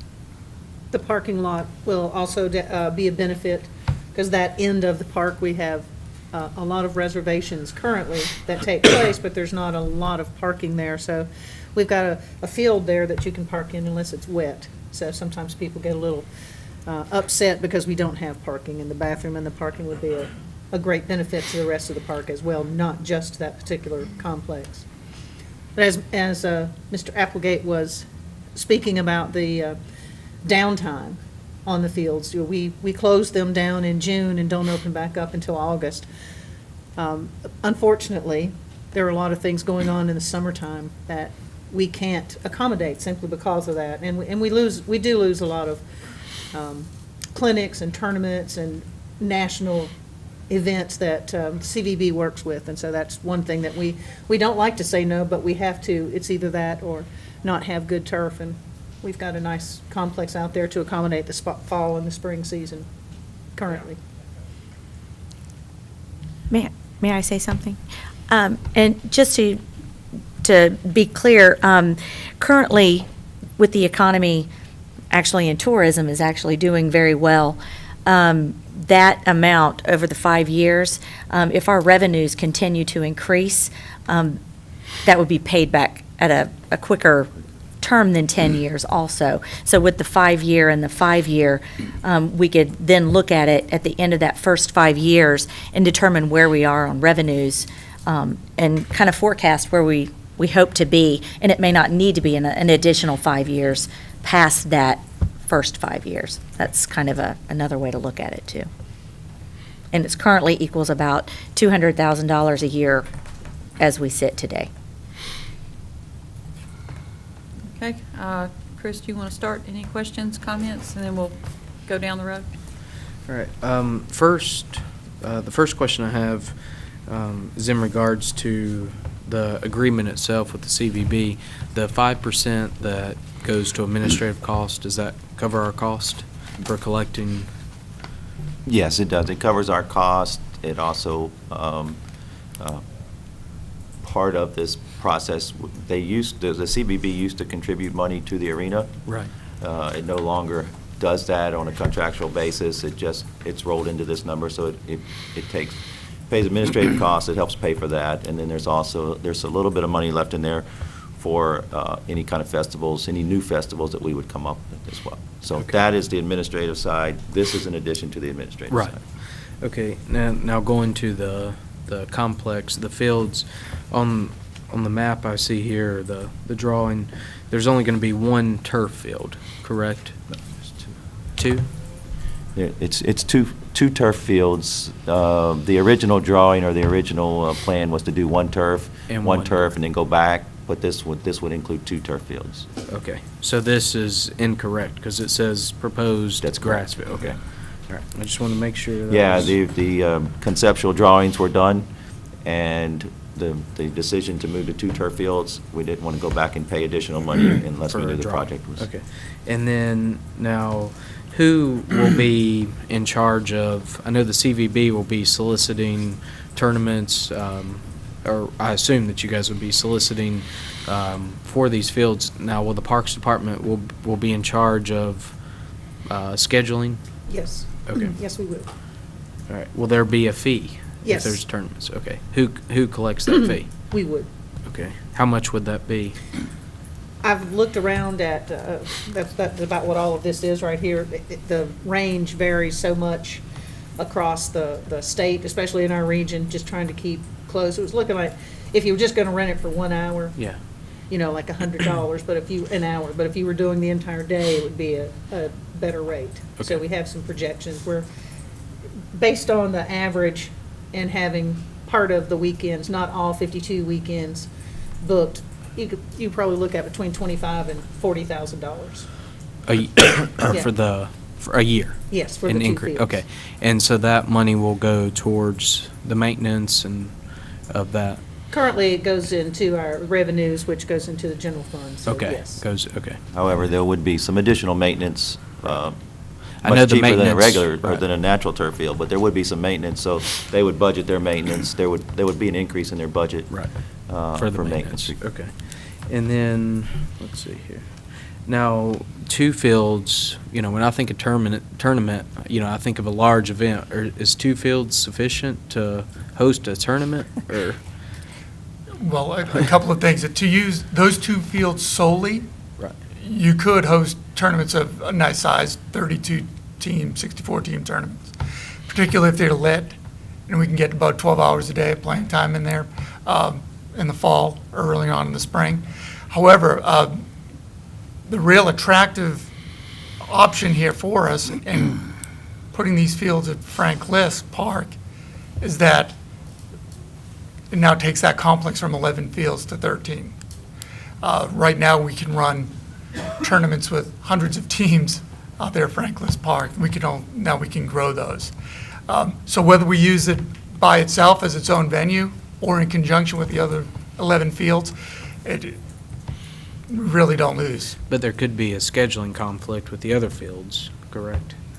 Well, right now, the only tournaments that we're doing at Frank Lisk in terms of soccer are in conjunction with the soccer club, FCCA, that practices and utilizes those fields. So they serve as the host organization for the tournament. So right now, we're doing 2 pretty large tournaments a year there. But again, it's with the soccer club as host and also combating the downtime. Do they not have priority over those fields? The 11 fields they do, Yeah, the yes. 11. They will not, these 2 fields. Right, but so really, I mean, it would be hard to solicit the other 11 fields if they have priority over the fields, correct? They have control of 5 of those fields. 5, is that, okay. City has the other 5 and we Okay, have 1. that's right, okay. And the city only uses fall, so we have the spring where we have 6 fields plus these 2, so. Right, okay. Let's see here. All right, really, I don't have any more questions. I just have another statement. I know whenever this first was talked about, maybe a year ago or so, it was first mentioned that it would be a 10-year contract. And so whenever it's went down to 5 years, that concerns me because potentially after 5 years, we'll be left with, still, well, I mean, we'd already paid it up front, but we would only be reimbursed, roughly 50%. So that's concerning to me. Your point, Ms. Carpenter, about, additional revenues that come in that potentially could be paid off sooner than 10 years. I would rather see a structure where, if we maintain the 10 years and whatever that amount would be over the 10 years and any additional funds would just, be extra. So that way it's, I would feel more comfortable with a 10-year contract than the 5-year. But I don't blame the CVB board. If I was on your side, I would do the same thing. So I certainly understand where you're coming from. But, originally, when it was the 10 years, I could see the rationale behind it, but it makes me a little uneasy with the 5-year contract. One thing I would add, there's currently in this account, if you remember, we built the bathrooms out at Rocky River Elementary. So that along with the CVB, we contributed, they contributed, but we contributed ours from this fund. They contributed some from their balance that they had left in their facility fund as well. There is some balance. There is a balance left in there currently right now. There's $330,000 in there right now. So if you take the 5 years, now you're back up to 1.3. So that amount of risk is getting smaller now. So just add that to it. So.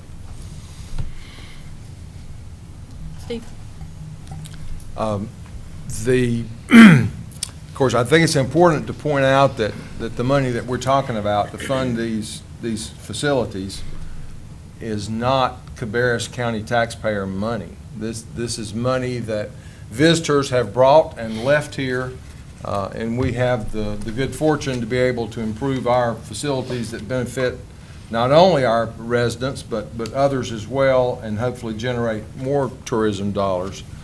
I think a lot of people overlook that sometimes. That's not coming out of our taxpayers' pockets. We're fortunate to attract tourist traffic that helps us with that. That being said, we're very limited as to what these dollars can be spent for, correct? Yes, sir. And this falls within those parameters, so it's not, we couldn't take this money and pay down the county debt or build new schools or things of that nature. So it has to be within these parameters. So, I think we're very fortunate to be in that position. A couple of questions about, on the 5-year, I don't have a concern about the 5-year agreement. I think we're doing this in good faith. I think that the county commission has the opportunity to appoint board members to that board. So we have plenty of input into how those decisions are made. So I feel comfortable with that and understand why you might need to structure it that way. On the fields themselves, I was having a conversation with somebody else. First of all, y'all confuse me when you say turf and not artificial turf, because I think a turf is being real live grass, but I noticed that the irrigation well had been left out, and it said would not be able to cool fields. Somebody else I was talking with about artificial turf fields said that that was important to have some limited irrigation. Is that correct, or did I get the wrong information? We spoke with Mecklenburg, and they've never watered any of their fields. It's a heat concern with children under a certain age. The substrate material that's used can absorb a lot of heat. If you're playing during the heat of the day, it can get pretty warm on your feet. There's a certain OSHA safety requirement. What we felt is if that was a big enough concern during some sort of daytime tournament, we would bring out one of our watering wheels and just hook up to it. I didn't think the need for a cistern and a separate irrigation system. Okay, so we have an alternative plan for that. It won't be as easy on the labor hours, but yes, we can find a way around it. And maybe never need it. The turf has also been improved over the last few years, and it doesn't get as hot. They have some new technology, and it doesn't get as hot as it did several years ago when it first started hitting the south. Right. So that helps as well. Right. The other question that one about the lighting, it would seem to me that would be very important for these tournament play. I mean, they go for long hours, correct? And if we did not do the entire project, including the lighting, would that not limit us? It would limit. Right now, 3 out of the 11 are lighted, so to have 2 more that have lights on them would just, again, enhance our ability and capacity to host bigger and longer events. The other question, down in the alternates, it's got alternate about artificial turf for lacrosse field. What is that? I didn't understand that. It's talking about a high-end type of turf that'll hold up better to different sports like lacrosse. I've asked several times to get a list of all the sports they wanted to play. And it's kind of a wide range since there's no real marketing plan or anything like that and exactly what we're going to go after. We were looking at a middle grade turf instead of going a high end, which you would see at a professional lacrosse complex. It holds a little bit better. Right. Pretty much how you write your specs on one of these projects is pretty important in terms of what type of turf you want, how you want it to hold up, what you want your substrate to be. So we would have to sit down with a CVB and decide what it is specifically they're looking at bringing more of in before we were to write those specs. Right. So we're not sure exactly which grade. I do not see us going with a high-end type of, if you're talking, NFL stadium type of turf. But this other grade would allow for lacrosse, just not constant professional teams, right? That is correct. There's just different type of grades, and I wanted the architect to put in there all the different types and what we could be looking at. Okay. I mean, when this project first came up over 2 years ago, it was a pretty broad range of what to look at. So, I was kind of working without a net in terms of all the different particulars to look at. Having had a daughter that played classic soccer and traveling to tournaments, I will offer a personal testimony of the amount of money that I spent in other communities on hotel rooms and dinners and restaurants, and it adds up. So I think it's great for us to be able to take advantage of that. I guess the other question that I could envision somebody out on the street asking would be, if you didn't use these funds for this project, what other things could you use them for? It would still have to be some project that would attract folks from out of town, right? Are you asking me, or are you asking Parks and Rec? Yeah, I think if we keep the current agreement in place on an annual basis, we generate these funds. Again, we built the bathrooms at the Rocky River softball complex to enhance that. Right. Other things would be add more lights or replace lights on current fields that we already have.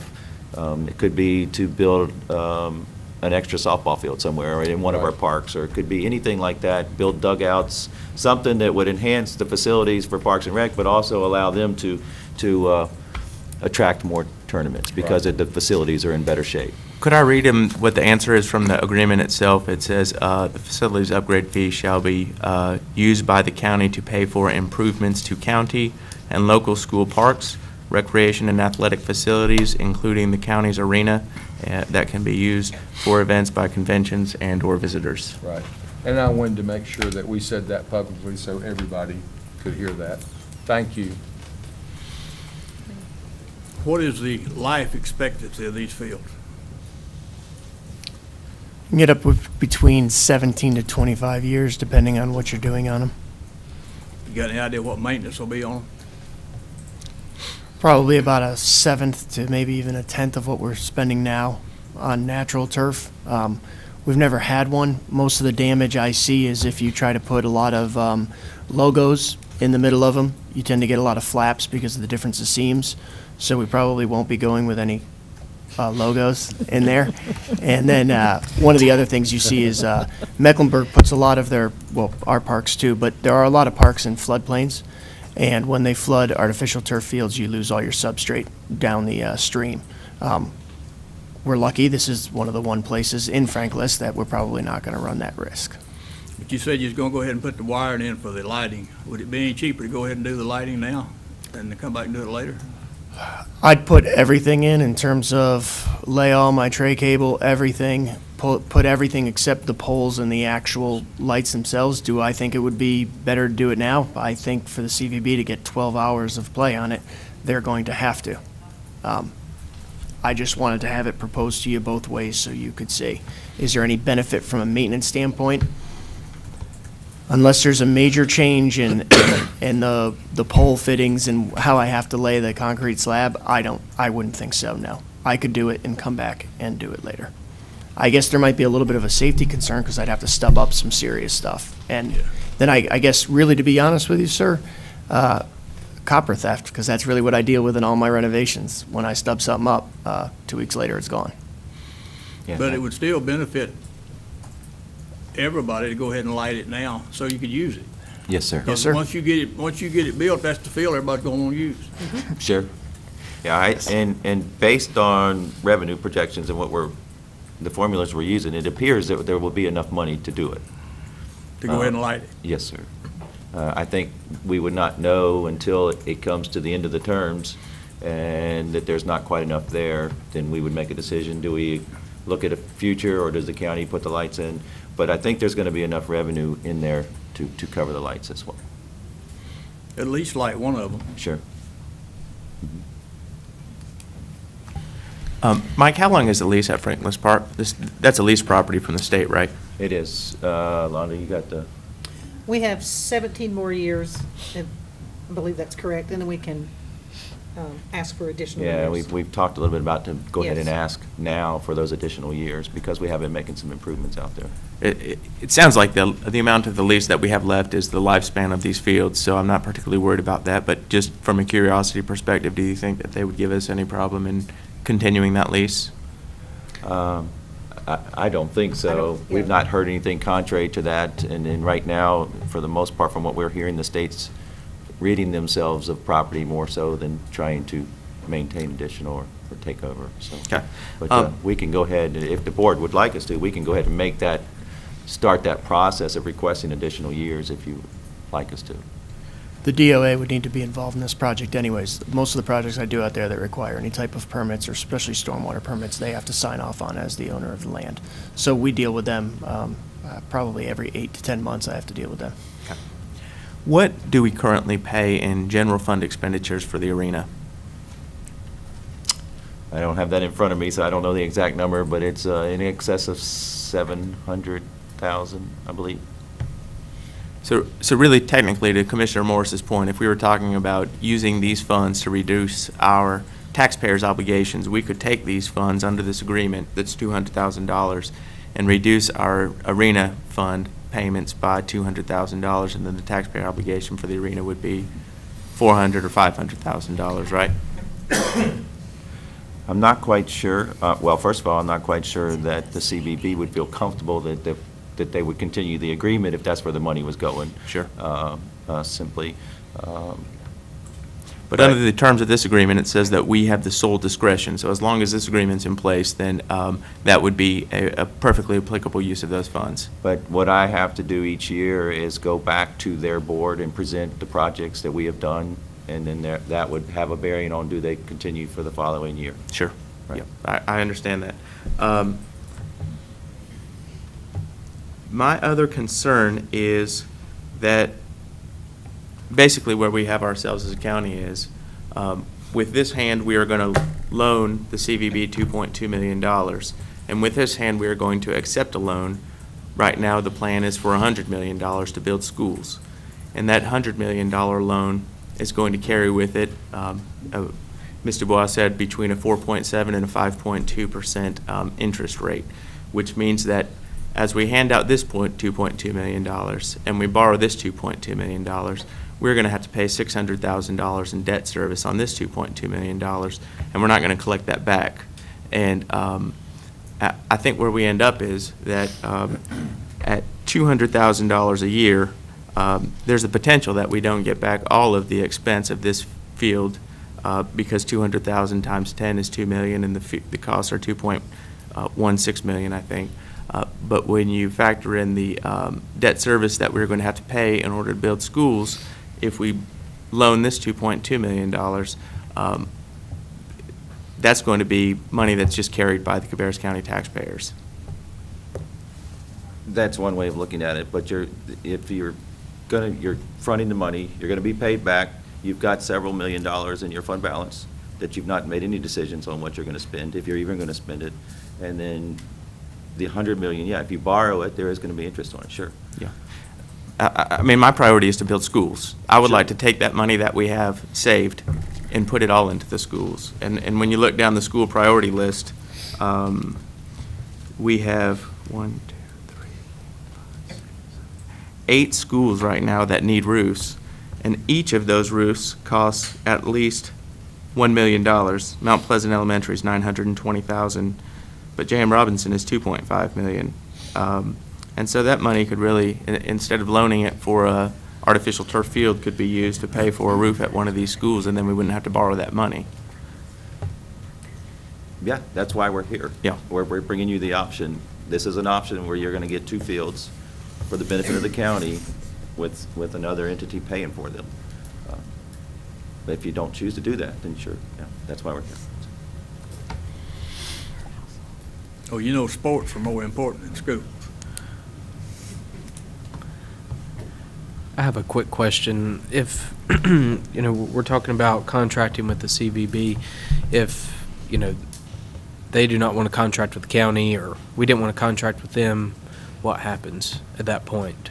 I mean, I know the hotel occupancy tax is supposed to go to the Visitors Bureau, and that's the way the state law is written.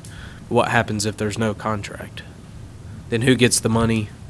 Or I'm not sure I understand Yeah, your I'm not quite question. sure. Every year, you agree with, you set the occupancy tax rate. Right. Right now, those revenues go to the CVB, and it funds their budget, and they carry out those purposes based on statutory regulations. Correct. So there doesn't have to be a contract. There is no, I think what you're saying, where regular occupancy tax is concerned, Right. it's legislated, so, Right. and we are the agency that receives that money. So there is no contract between us and you all in the county to get that money. It's a piece of Right. legislation. This is a separate contract above and beyond. The only thing that it states in our legislation is that those tax dollars or that revenue has to be spent on tourism-related marketing activities. And there's some, I don't know the exact verbiage right in front of me, but it has to be spent on tourism-related things. And- So this contract is, and then in that legislation, the county has the 5%, up to the 5% administrative fee. This second agreement, like we call it a marketing agreement, would be separate and solely based upon whether the CVB Board of Directors wishes to enter into the agreement to do so. Yeah, I understand. And if there is no agreement, Right. then the CVB would retain those dollars Right. every year, and roll them into our marketing plan. Yeah, I mean, I certainly understand the structure. I completely understand that. I guess maybe I didn't ask my question correctly. So it is, I know that they receive the funds, but the state legislation requires the county to collect the money and give it to them, or if we didn't collect it, they would collect it. They wouldn't have the authority to do that. No. It's the county. The model is, by statute, Right. It's set up for counties to make the collection. And then charge. The hotels pay the tax, we collect it, and then distribute. Right, okay. That's what I was Okay, I'm sorry. thinking about that a little bit. If we weren't collecting the taxes, would you guys? But No, I we're see you not. wouldn't have the authority. Okay. Could I add one more thing? Just as a point of reference, due to occupancy tax collection and tourism here in this community, it saves our local taxpayers $412 per household in their tax savings at the end of every year.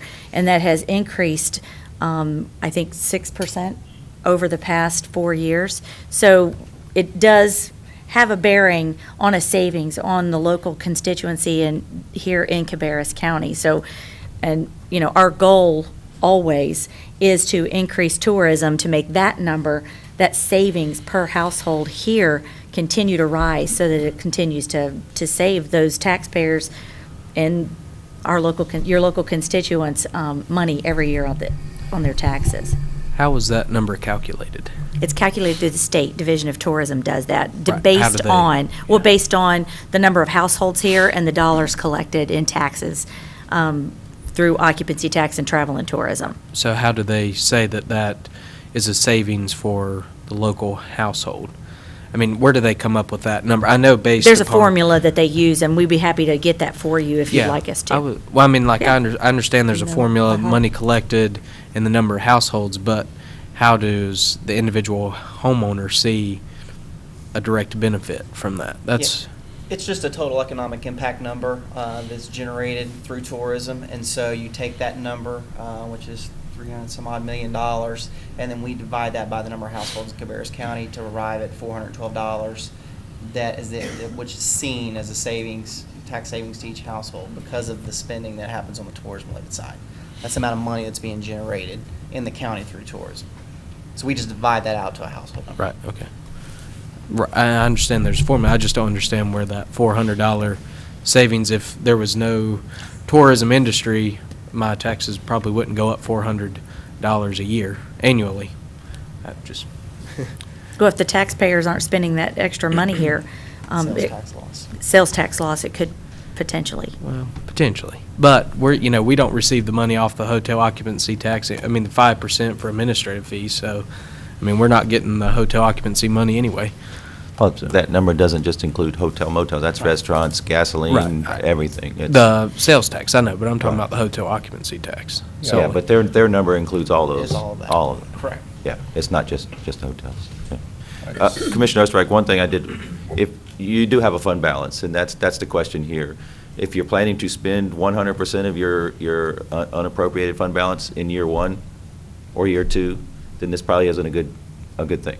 If you can afford to front this, it's going to be paid back within 2 years, and you still have that option to use that in the future, so you maybe not have to borrow. But so that's what the question is for you guys tonight: is do you feel comfortable that you're not going to spend it all at one time, the fund balance towards schools? And if you are, then I would say this isn't a good deal. Sure. And I would say to Chris's point, I think that I appreciate you being here, and I thank you for that statistic. I think what we've seen, particularly in the numbers that I showed earlier, is that we continue to have a lot of revenue coming in, record revenue. In 7 of the last 11 years, we've had record revenue, and we've had 2 tax increases in the last 11 years. Your taxes have gone up 25%. And so people make the same argument about incentives, which is it keeps the tax base low. It keeps your tax rate low, that this tax keeps your tax rate low. Except the people are not seeing that, because instead of spending it on things that would actually keep their tax rate low, we go out and build the Taj Mahal of fields, as this was described actually when it was originally introduced by Mr. Billefer. we go and build this. And it's something that the people don't need, that is not a need for this community. And so what ends up happening is they still continue to pay their regular taxes for all the needs of the community, and they get these other things that they don't really need, as opposed to actually having their tax rate come down. I think I would have to disagree with part of that. You know, I think if we took a look at our sales tax revenues and you know, you are correct. The tourism, the occupancy tax goes to the tourism authority, but the sales tax is collected at all of these venues, which include the shopping that goes on at Concord Mills by folks from out of town, the restaurants, and et cetera, et cetera. I think if we took those sales tax dollars out of our revenue base, then I think we could more clearly illustrate that it does have an effect. We would have to increase our tax rate to compensate for that loss. And, you know, I question you know, when you say that it's something that the local taxpayers don't need, don't want, and don't use, I would say that our park facilities, that is absolutely not true. You know, I think that those are amenities that are important to people that live in the county. I think they do use them, they do enjoy them. I think we have substantial statistics as far as visitor numbers and numbers that do. So I think in our overall quality of life and the type of place that we're trying to create for people to live, it does make a big difference. Commissioner Morris, I think that's a fair point that they will use them. I think my real point was if you asked them, would you like to spend $2.2 million on 2 synthetic turf fields, I think most people would say no. Okay, are there any other questions concerning the agreement or concerning the fields at this time? Is there any information that you need before the regular meeting? Because this will go on the agenda at the regular meeting. Are there any additional numbers, comments, quotes, drawing, something, without expending additional funds? We don't want to pay an architect to redraw a plan. Put it on new business and see where it goes. Yeah. I do have one question. What other areas, I know you mentioned Mecklenburg County, that have these artificial turf fields. Is there anywhere else close by other than Mecklenburg County that has? Iredell. Iredell. Statesville has them, Mazeppa has them. Salisbury, I think, has one now. Mecklenburg has quite a few. Okay. There's the big complex, and is that Mecklenburg or Union, the new? It's Matthews. Matthews. So it's being constructed by Mecklenburg. That's the one we visited to get our ideas on How many fields do they roughly have? And Matthews, when it's all said and done, it'll be 12. 12 artificial? Okay. How about Statesville or some of those other places that they generally just one field, or they're doing them two? 2 to 4? 1 to 4. Okay. How about Union County, Stanley? I don't think either one of them. Yeah. Union might have one of them at a high school, but I don't think anything, and not any complexes like this. They do have parks, don't they? They do. I feel quite confident that they do. Union and Stanley both. Madam Chairman, I would like to make a motion that decision on this be postponed until our November meeting. I think it's currently on consent agenda, and it's been asked to be moved to new business, or I think that's what I just heard. I think this is an important project.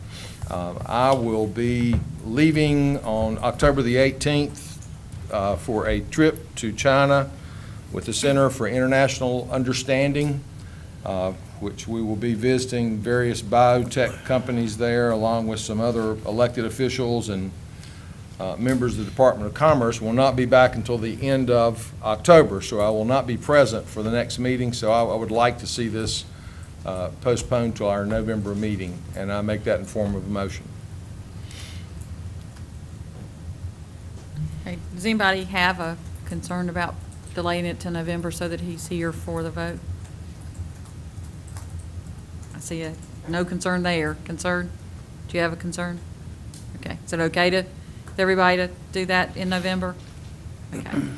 Well, instead of voting right now, what we do, we'll when we set the agenda, we'll put it in there in that motion. Is that okay with you? Thank you. And Yes, that's fine. that'll be the same month that the Cabarrus County School System is requesting field for Central Cabarrus, correct? So that way it'd be, Yes. okay. Yeah, the school's actual request is to move money that was discovered from another project. Right. That was refunded to the county to move that to that project. Okay. That's not to, as I understand, it's not to fund that entire project at this time. That's right, yeah, I think they're just looking to. Is that right? It's just free the up those escrow money dollars. that Yeah, they it's gave just us that back. escrow money. All right. I thought you'd get a grant for part of that. They are getting a grant, but it's still not going to pay, even with the grant and the money that they're requesting to move to them, they're still going to have to raise some money as well. Yeah, he said $800,000. That's correct. Mr. Applegate, so I'm not sure what the grant amount was for.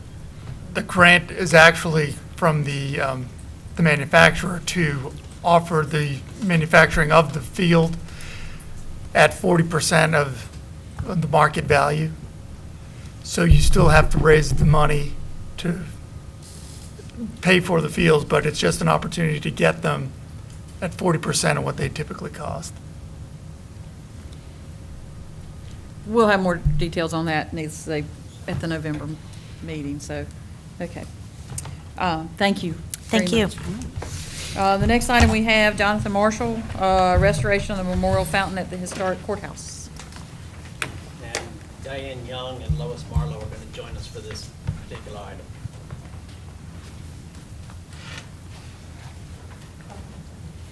See, still back there. You've probably read in your packet, this is a request. There is located on our historic courthouse property, there is a memorial fountain that was placed there by the Daughters of the American Revolution. And this is a request to restore that fountain. It's inoperable at this point. It needs to be restored itself, but in order for this to be a long-term feasible, for it to continue without having to have more repairs done in the future, there's really some upgrades to the infrastructure that the county would need to be responsible for. So what they're proposing is that they would raise $20,000 for the restoration of the fountain. They'll have to talk about the details of that and then the history of the fountain if they'd like also. But the county's portion of this as proposed would be to restore the pool that goes with it, and then do quite a bit of additional work in terms of the water feed to that, sealing of that pool, having a pump and filter in there in place along with some chemical additives so that it would continually circulate and screen and would be viable and would operate without having to have quite a bit of maintenance by our general services staff. We have done, Richard Stansel, Kyle Billifer, and I have met with some people who specialize in that, in particular in fountains.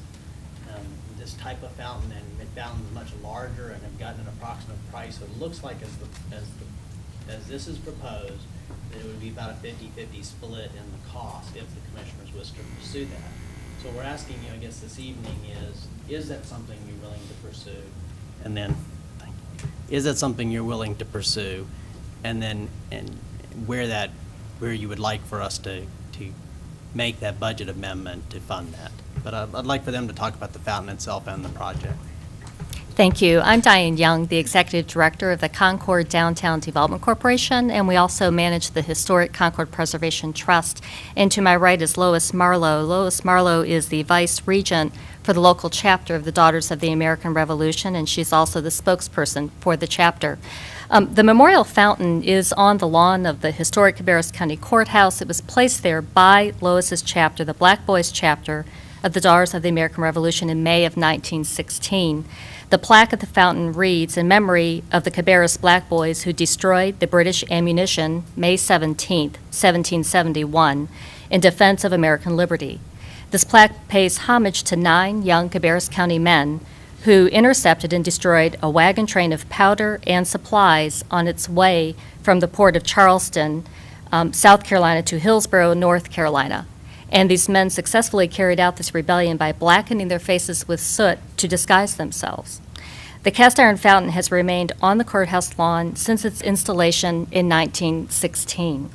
Over the years, the fountain has fallen into disrepair. The county has been very diligent in any time a piece literally falls off the fountain, they have collected it.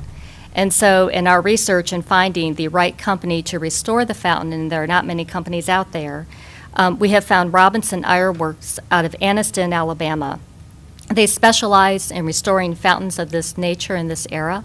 They actually own most of the molds, the original molds used to cast fountains in the early part of the 20th century. So when we worked with the county staff and Kyle Billifer to determine what all we had of the original fountain, it turns out that we actually have every single piece of the original fountain except one small piece at the top of the fountain.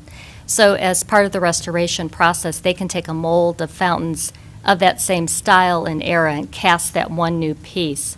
But the rest of the restoration would be the exact fountain that we have that we've collected bits and pieces of over the years. Once it's restored, they would take the fountain off the pool, transport it to Anniston, Alabama, restore it there, apply a verdigris finish, and then bring it back to the site and reinstall it at the pool at its present location. We believe that having this landmark, which is a contributing object to that National Register Historic District, having it in place and fully operational would be a tremendous asset. And I'll ask Lois if you want to say any comments. I'd just like to say, excuse me, that Daughters of the American Revolution are very passionate about their monuments, their markers, and their memorials, and we're certainly willing to do our part toward raising the funds to help restore this. We would certainly ask for your approval on this. We feel like that it would certainly be added to the beautification of downtown Concord. Right now, it's kind of an eyesore, and it would be an asset, I feel, to downtown Concord. Commissioners, any questions? Jason, you want to start with you? Thank you, ladies, very much for working on this. We appreciate that. And this is a project that I really love. And what I love about it is the fact that you are willing to raise 50% of the money. We just did some grants at our last meeting whereby the people had raised 50% and we matched 50%. And when you tell us that you are willing to put your money where your mouth is, and that means a lot to me, and it means that there are people of the community that want this project. You have not, have you raised the $20,000 right now? No, but our chapter is right now willing to go ahead and put $2,000 toward it, and we plan to have fundraisers and work. In fact, I've got members of my chapter here who can support any fundraising. And if I can also add, the Concord Downtown Development Corporation, we have a grant program, and the Concord Downtown Development Corporation is ready and willing to receive a grant request. We have a restoration and beautification grant, which is $2,500. In addition to that, we have some private donors and foundations who have said to us, when you are ready for this project to move forward, please come and talk to us. And they've already been prepped with information. Mm-hmm. The hard part we have, to be quite frank, is it's hard for us to raise funds for a fountain when the people who might be donating don't know if it will be operational once it's restored. So it's the chicken and the egg, if you can imagine.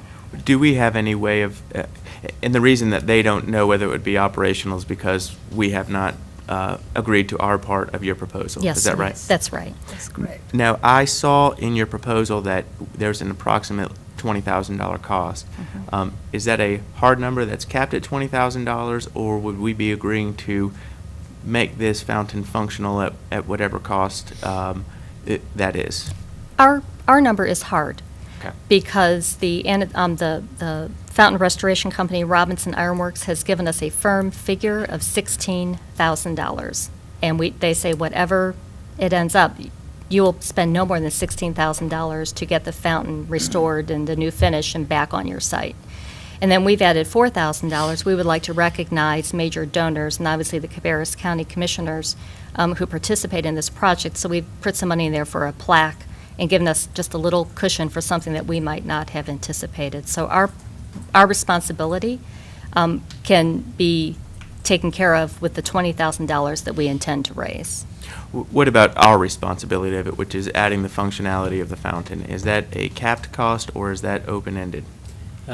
We also have gone out and gotten an estimate on what those costs would be, and it is just under $20,000. So we would, if you did this, we would commit that we would be up. I would suggest that your budget amendment be $20,000. I feel we can do all that work. That includes reinstallation once the fountain is returned with all the sealing and everything that's necessary. Of course, there'll be some work to be done once it comes in. So it includes, I think, really all the different costs that we've identified with this project. Now, Mike, would they be eligible for the grant program that we worked with last month? Is this a project that would be qualified under that program, since it's a historic area? I don't think so. It's just really just in our parks. Just in parks? Yeah. Okay. Thank you very much, ladies. Thank you. Thank you. Who's going to take care of maintenance once it's finished? I believe that's why County? Mr. Billifer's moved up to the front row. Yes, sir. The county would continue to maintain it. There's some landscaping around there that we would need to cut back, because we would also be supplying electrical and plumbing to this. So we would do that base work and continued maintenance on it. How long has it been since that fountain was operational? I think it's been about 3 years. The water was running, and there was an ice storm, and it did not get cut off. No. So I understand that that's what made it dysfunctional. Okay, thank you. Thank you. It froze real nice. I remember with all the ice on there. I remember driving by and seeing all the ice. It was a beautiful photograph. It was yes. a Yes. beautiful photograph. You're exactly right. Thank you very much. I think it's a very exciting project. We have got a real jewel in our historic courthouse, and I'm so happy that we've been able to preserve it and put it to such good use. And of course, we're continue to invest money in making sure that it's kept up and maintained. And I think that the fountain is a great it's icing on the cake. I enjoyed it very much. I recall when it ran regularly also. So I think this is a wonderful opportunity for us to partner with and make this a public-private partnership to get something done that's going to benefit all of us. So thank you. Thank you. Thank you. And I agree with everything that's been said. Thank each and every one of you for putting this together and wanting to move forward. And if anyone can get it done, Lois Marlowe, she'll make sure it gets done. So thank you so much, and look forward to seeing it complete. Thank you. Thank you. Well, Thank you. I'm assuming then this item will be placed on your regular agenda. We will need to add a budget amendment to identify and fund the county portion of this. That can come from your contingency or from your undesignated fund balance. And if you could direct us one way or the other, we'll prepare that budget amendment. Does anybody have a preference if it's contingency or the fund balance? As they say, 6 one way, half dozen the other, but One-time fund? that's what that is, yes. Yeah. So you want to do it fund balance? I don't have any preference with respect to that question, but I did want to know, would we be, if it's going to be on the consent agenda, will it be contingent on these women raising the $20,000 that is their side of it, and how will that process work in terms of funding our side of the project? And I can amend the motion so that's the way it's approved, with it being contingent, and we would just work with them as soon as those funds were identified and set aside. Then only at that point would we contract with the between them and the company we'd be having do the work on the pool and the apparatus that goes with it. Wonderful. Thank you, ladies. It's, again, it's showing on your consent now. It doesn't have to be on consent. It might be a good opportunity for these ladies to come talk about it with you one more time, and we'll approve it as a new business item and give them opportunity on TV to promote it a little bit, if you so choose. Okay, we can decide that in just a little bit when we do the agenda. Fund balance, okay with everybody? Take it out of there one time? Okay, so Jonathan, if you'll prepare that, that would be great. And it would be good if, would you keep us informed about fundraisers that take place? And, Yes. Absolutely, we're glad to. just let us know so potentially we can attend or contribute. Certainly. We appreciate that. you. Thank you. Would you ladies prefer to come back to our